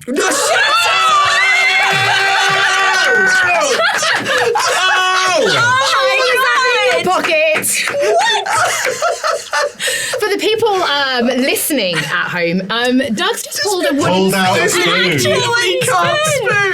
It's so smooth. Isn't it? Wow. That is nice. That's really nice, Doug. Where did you get this from? I got it at a convention. Wait, as in someone Natural 6 brought it for you? No. Oh, what the- No, it was. It's actually a Japanese ramen spoon. But yeah, I saw it and I thought Kelness would have that. So when your soup is brought out to you, it's closer to a kind of like a laksa, like a kind of sort of coconutty. There's a kind of like a bone broth kind of vibe going on as well. These great big kind of beautifully seared pieces of meat on top. Yeah, and I'm just completely blindsided. I know, yeah. We've really done a number on Harry this episode. Yeah, great. And you're able to We're all just, eat and drink your fill. Salas pops over every now and then, looks at you, Rain says, it's woody as fuck, isn't it? It's real woody. There's a lot more wood in it than I thought. Yeah, no, absolutely. But, that's the, you can taste the terroir. But first I really thought, is it corked? And then I thought, no, this That's is how this is you the kind know. of one that comes with a cap on for some reason. That's how you know it's good. Yeah. When it's almost Cool. gone. almost completely undrinkable. That's Yeah. the sweet spot. Just before the worm turns. Yeah. Play with your crayons. I can Do you see you have any looking. idea? I was going to say, and Crayons. what did you say about crayons? Yeah, and he brings you over like a little section, a little sort of piece of parchment, and it has you can tell it's got like the 3 districts of Barun, but like outlines, but not coloured in. And I pick something as, And this is crayon. Yeah, close enough. Okay. with everyone watching this goes, Sorry, you can't eat them. They're Just eats it. Please, roll me a Constitution saving throw. We want to talk about player character synergy. that is a 9. That's a 9. It tastes really bad, and your first impulse is to just spit it out. Okay, I literally just And it just drops onto his front, and he falls to the floor, and he just goes, seeing this conversation has had and gone, It's Woody. I'll listen. Anything else you want? You just give me a little holler. Just to tell you again, my name's Salas, and he writes it on the corner of the menu. Salas, while you're at it, Radiant just holds up his finger and shows the 3 rings and goes, "I assume you'll give us a good discount." Roll me persuasion with advantage. A natural 20. More wine. Yeah, we do 50% for. I didn't realise the extent of your game. I do hope I haven't offended in any way. What's his eye doing? He's holding up his ring. The biggest question of the day. I'll get this one another crayon. Thank you. So essentially this will be half price. He said, Googling what the hell this shit should be. Okay, I mean, yeah, he leaves you alone, and you're free to do whatever the sweet hell you want. So that poster. Well, good thing we're leaving soon, isn't it? What do you think about us staying in the barracks? Maybe I underestimated your leadership skills. Well, it wouldn't be the first time. Maybe I'm gonna stay away from there tonight. You sure that's safe? Fine. It's my city. I will stay with you. You don't have to. Feels more comfortable. Well, you're welcome. I'll probably go for a wander. This isn't really my kind of vibe anyway. I is glad you were saying it, because I is not feeling this. It's fine, we're too good for a place like this anyway. Or you guys are heading out? No, we're still good for a little while, especially if we've got a discount. And while they has had you? Yeah. Well, for my part, I am looking forward to sleeping in a real bed with a real mattress. Forced floor and leaves is fine, but every once in a while I do like the comfort. But I would not want you to be unsafe in the city. And I do like late night skewers of meat. I wouldn't get your hopes up too much about the state of beds in the barracks, but I'm sure it's a little bit better than a forest floor. But you're always welcome to come for a wander with us if you want to. But seriously, don't worry about our safety. We'll be fine. What will you do? Indelian? And I thought you wanted to go shopping. Don't say it out loud. I'm going to stay here and get white girl wasted. Who wants to go shop? I'm going to get drunk. We're both going to get drunk. We're going to get really drunk. Really drunk. Really drunk. How's that new turn going for you? Excuse New me. leaf? My new leaf. It's going fine. Thank you very much, boss. You go and have your little wander of the city, and Deli and I will be fine. I think we should get the gloam. The mask. Oh. The cloaks. Yeah, okay. That's one thing we can check off the list. Really don't want to be caught with it. Maybe let's leave that for a little later when we're all ready to go. That is very hard to see. Okay. So what do you want to do and in what order? We'll stay for a little while longer and then wander down and There grab is still our- crayon to eat. Yeah. So I'll say, like an hour passes in each other's company, eating, drinking. The bill is, Salas asks if you want to settle up or if you want to stay here. He says they have rooms if you wanted to stay here.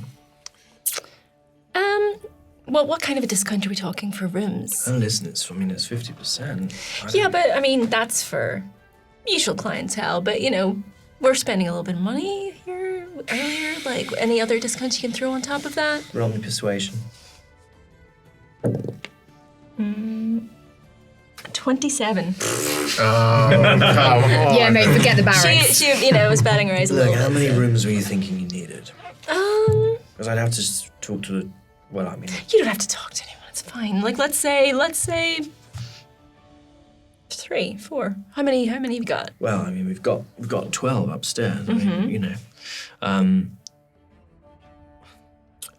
look, I could sort you out 30% on everything. I could do you 4 for 3. So it'd be 3 gold for the night, all in for the rooms. Throw another bottle of wine on top of it. You are twisting my arm. I know. You're lucky he's so damn knowledgeable. Points at Raven.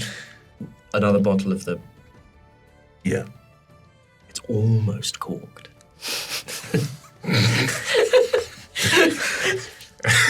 He leans in and goes, I want it to hurt when I drink it. I know just the thing. He comes back with the latest craze would be a kind of really. This is right at the very edge. The skins of the grapes are still in there, and as are just a handful of the soil, the terroir. And he says, it's barely drinkable. It's fantastic. I feel like we're 5 seconds away from doing shots with this guy. Pause. Pause a little bit into the glass. Yep. And there's soil in there. Yeah. There's Skin, skin. There's still a bit of grape. Yeah, 100%. There's a bit of vine. It actually is. It's actually very disgusting. Raging just kind of moves, shakes the glass a little bit, smells and goes, fucking terrible. Incredible. Roll a Constitution saving throw.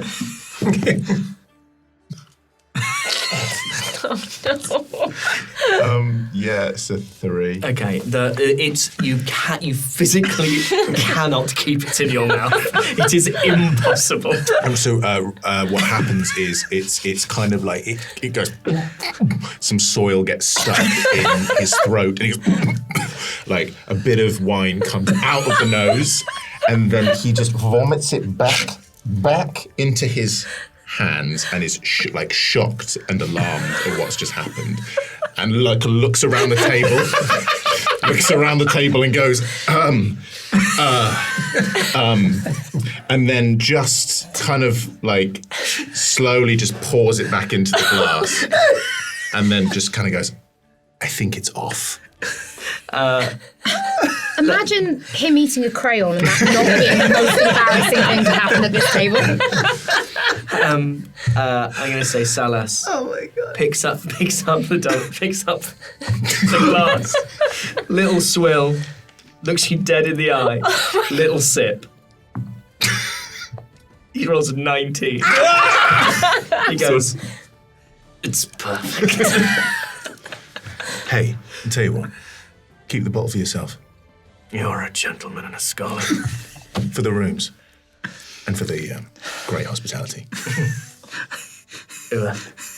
If you ever need a sommelier, you know where to find me.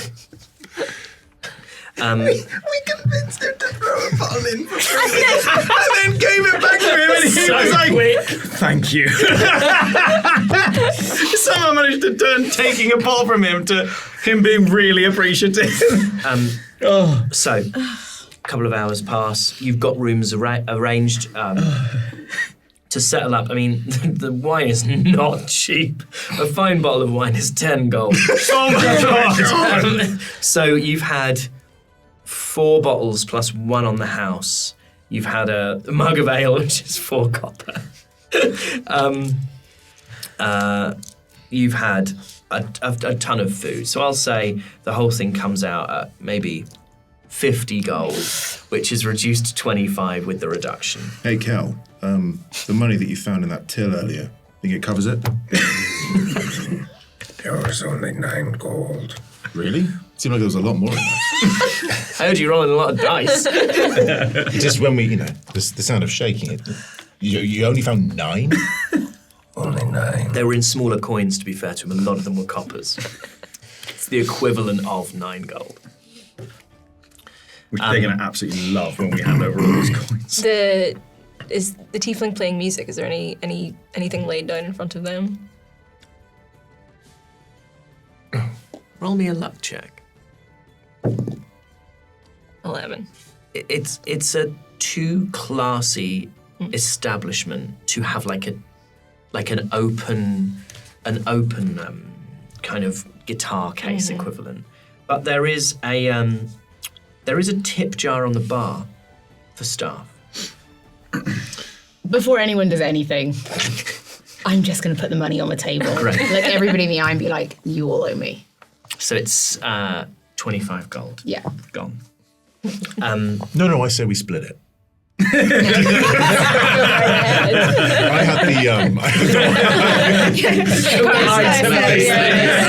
just Plus tip. Yeah, I was going to say that includes How the much was the optional crayons? service.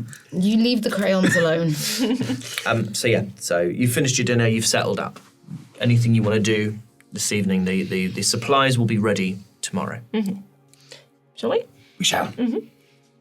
We're going to head out and sort of wander towards where we've stashed the gloam stuff. Okay, roll me perception checks as you make your way down through the depths. Natural 20. Natural 20. 15. You see Marcus, the guard, erecting a placard outside the jailhouse, which has a great big version of that poster on it. You see more of these posters are going up. Just going to keep my head down and keep walking. Roll me stealth with advantage. That is 12 plus 6, 18. 18, absolutely. You're back down and you forgot, it's easy to forget how noisy the depths are. And after the little sort of panpipe music of the orange tree, it's like being in you're right back into this heavy sounds of industry. But the advantage of it is that no one can really hear footsteps, no one's listening out for it, and you quite easily are able to slip out of the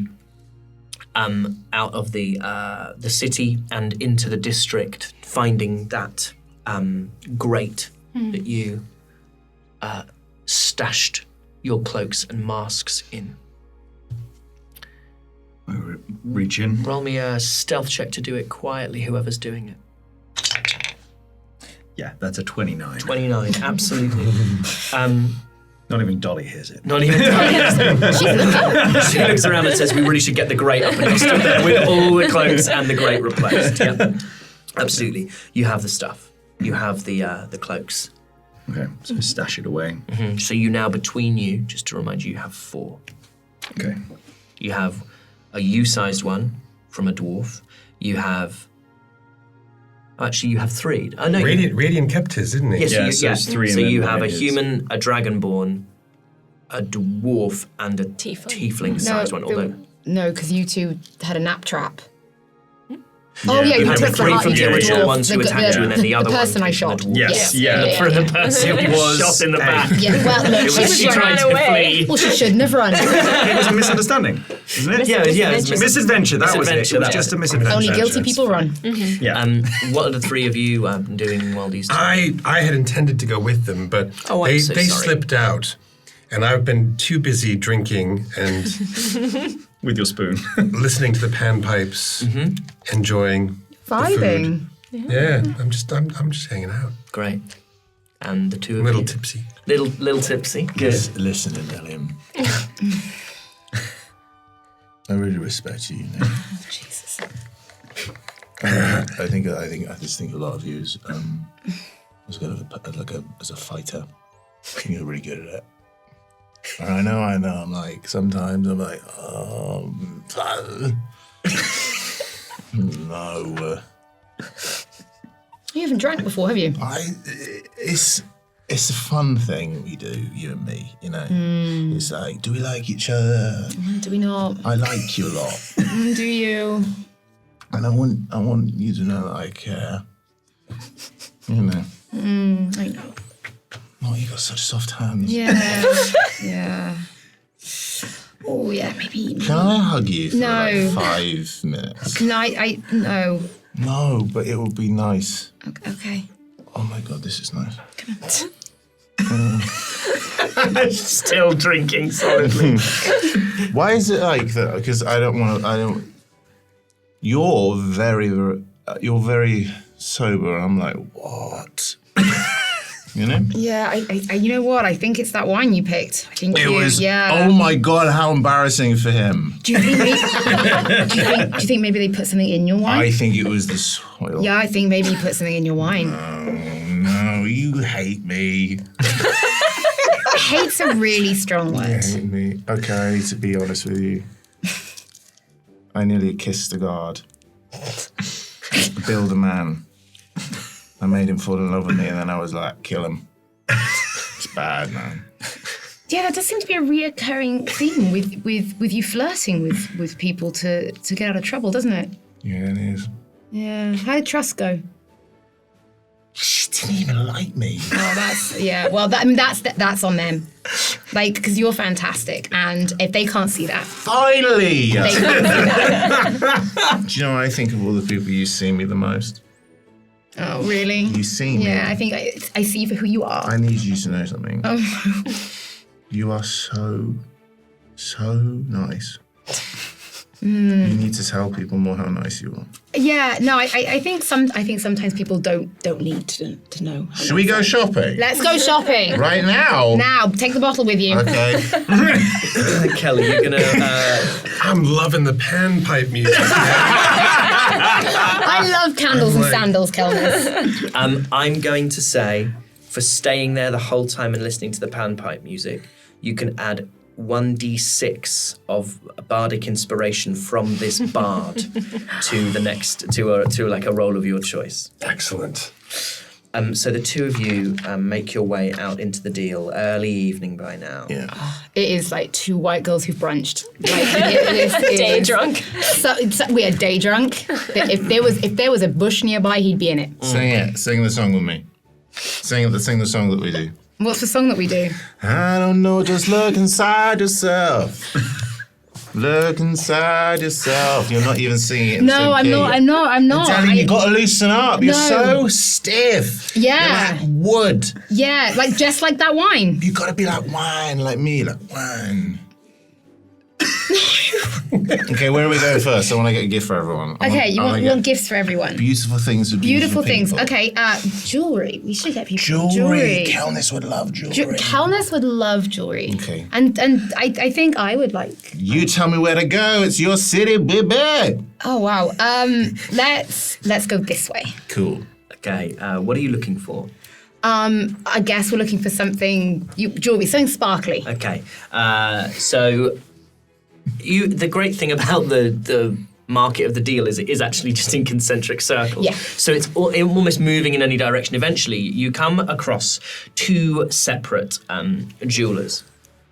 There's one called Celine and Dion's. And another one called Your Treasures, Your Memories. Should we go in there for memories? We want treasures. Treasures and memories. Let's go. Going, okay, we need to pretend. Okay. Let's be sneaky. You are my Friend. from work. Yes, we work together. And I Clerical. am clerical. Clerical. Office politics. Okay, great. I'm your secretary. Yes. Yeah, and you're my boss. Yes. Cool. Okay, Let's go. let's go. Bonsoir. You open the little glass-fronted door. There's a ding of a little bell, Your finest jewelry for my boss. and there's a halfling. You are beautiful. Roll me persuasion. 18. 18. Back again. It's a halfling with a like a sort of little neat pointy beard, and he looks at you and goes, "Thank you. That's really lovely." It's absolutely her pleasure. Yeah. So, And what can I do? What can I do you for? my friend Hello. Yes. would like to buy some matching jewelry for our other friends. Oh, that's lovely. Mm-hmm. Like friendship necklaces. Friendship. That's what you want, right? Yeah. Yeah. I want them to be as beautiful as the beauty of my friends. And is well, and quite how beautiful are your friends? You know how beautiful you are? You've You're like 5 times as much. roll me persuasion with disadvantage. Oh, it's 14. Right, thank you. And he goes under the counter and he takes out these cases and opens them up in turn, lays these necklaces or bracelets, did you say? Necklaces. Necklaces over his sort of very short halfling arm. He can only fit 2 at a time and has to keep taking them off. And they range in price anywhere from 15 gold to 250 gold. Wowie. This is not for us. That's a lot of gold. Well, it's a lot of gold. Can I have any of them for free? No. But do you, honestly, and you'll back me up, I told you were really beautiful. You did, and then you said that you know other people who are 5 times as beautiful. I want to say I'm going to stop you there. Jealousy is a very ugly thing. Roll me. It's gonna. Roll 2 on an insight. He's still got. He's at this point. He has necklaces across both arms like a little coat hanger. These are the prices, I'm afraid. If you're looking for something with a little less adornment, there are absolutely options that I have. Yeah, well, I think we're going from like treasures and memories to a bit more Claire's accessories. Well, I'll let the lady choose. She's got such an eye for beauty. Look at her. So I'm just going to put 5 separate gold pieces on the table. Now, what can we get with this? 1 for 5 gold. I need 5. 5 Well, your name of your shop is? treasures and memories. And I'm looking for treasures and, most importantly, Memories. make us a memory that we will never forget. For this much. Roll me persuasion. That's not good. It's 10. It's 10. I'll see what I can do. And he very kind of decorously puts these elaborate, he's holding 4 elaborate necklaces back into their little housings, clips them shut, puts them under the desk, and then he goes to the back and he gets a bucket, and in the bucket he pulls out a handful of scrap chains in gold. And he says, you may have anything from within here for 1 gold piece each. 5 of them would be 5 gold. They are so perfect. I'm so glad to hear it. Don't you think? Perfect. What would be your favourite one of all of them? I think we should do something with a... Where have we not been together? Let's do something with a seaside. Maybe a shell. Shells. Maybe a crab. Crabs and shells. Crabs and shells. Roll me an investigation check as you... In fact, Radiant... Oh, I mean, it was a 15. Right, what was the next one? A 20. Because I was going to say roll with disadvantage because you are obliterated as you're turning. But a 15? Yeah. Okay, so you... No, with investigation? Yes. Oh, no. I mean, am I allowed to add my Yes, absolutely, proficiency? absolutely. Then that would automatically be a 22. Okay. Despite, like... And Delian, you've never really seen anything like it. He was, for a moment, the drunkest you've ever seen anyone. And then there is a laser-like focus that emerges, almost as if he's hypnotic gazed himself. Which at this point could have actually He caught, there was a reflection and he accidentally hypnotic gazed himself. And Radian, you go through and you find a gold chain which has the outline of a little, almost like a small conch shell. Mm-hmm. You find another one which has a crab claw. Mm-hmm. You find another with a little seahorse. Mm-hmm. You find one with waves. And you find one that has a little octopus. Mm.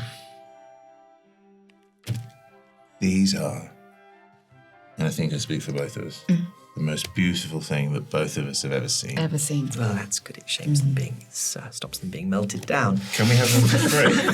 No, you can have them for the price that I stated. I hear you for 5, but maybe for 2? Roll me persuasion with disadvantage. That was a 10. The halfling leans in very close to you and says, "No." You are very beautiful, I've heard. That's very arrogant. I was going to say. Here you go. Wishes for coins, and we leave. Would you like them wrapped? No. Very well, thank you for... I hope you'll remember your treasures and treasure your memories. Thank you so much for coming. We did it. We did it. Which one would you like, Indelian? Got the conch, the claw, the horse, the seahorse, the waves, and the octopus. I think you should be an octopus. Yeah. Because you lie a lot. Yeah, I do. I admit the truth. It's not quite the same. You don't. You lie. Yeah, I do. I'll take the octopus. You have the octopus. Thank you. I'd like you to be more honest with me. I'd like you to not be so hot-headed. I'm not being hot-headed. I'm being honest with you. You can tell me I'm trustworthy. I gave you an octopus. You got to give me something now. When we were with Jasmine, is that the first time you've died? Look, I'm cool. We don't have to talk about it. That's cool. Because it wasn't mine. Ugh. What? Exactly. I think you need to go lie down. Yeah, I think I do. Let's head back. And you head back to the orange tree.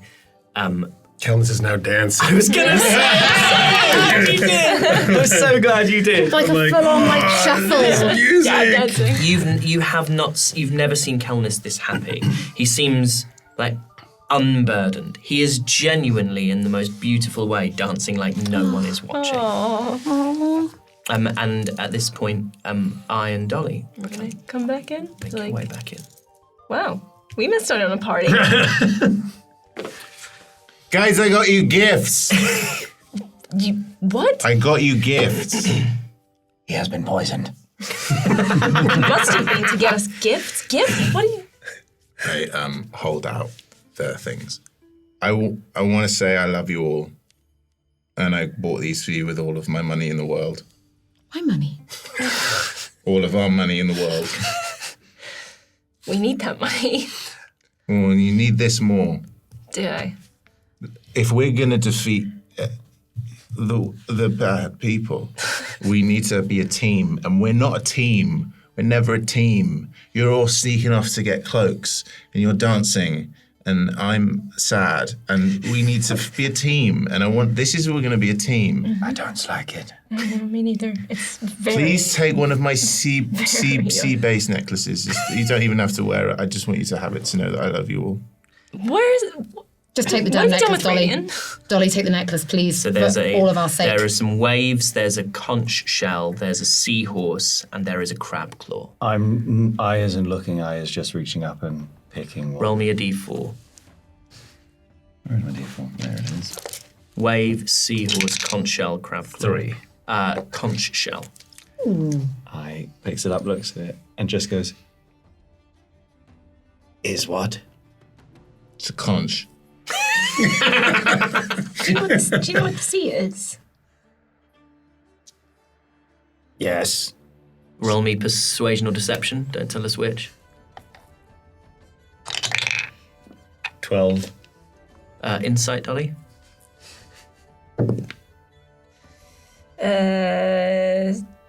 10. He does. Okay, well then, there you go. Thank you. I see them all kind of gathering on the other side of the room. I open my eyes and I see them all. Guys, come dance. It's so good. I grab Dolly's hand. I grab Radiant's hand. Come dance with me. Okay. Let's do it. I just stood holding it, watching, having never seen beings behave quite like this before, and just looks at Indelian and just puts the necklace around his neck and just stands watching, kind of scared. And as you dance to the music of the panpipes and share out your necklaces, that's where we'll end our session. Oh, well, how marvelous. Thank you so much for joining us on this episode 9 Oh my goodness. of our adventures in the world of Reliquiae. If you have enjoyed this, then there will be an action surge that follows next week. You'll have to wait a whole week, I'm afraid, unless, and there is a caveat here, unless you're a member of our Patreon. And if you check out patreon.com/natural6. That's right? sure. Yep. No, that's Sure. correct. Okay. Yep. SIX might be the number 6. I simply No, don't it's know. SIX. No, it's SIX. always- There we go. yeah. It's always the Sorry, letters, guys. never the number. You can see, you can get immediate access. Like right now you can go and listen to the Action Surge, plus a load of extra bonus content. Thank you for joining us, wherever you are joining us, on Twitch, on YouTube, on your podcast provider of choice, or on our Patreon feed. Thank you very much, and we will see you very soon for more adventures in the world of Reliquiae. Bye, everybody. Bye, everybody. Bye. D&D.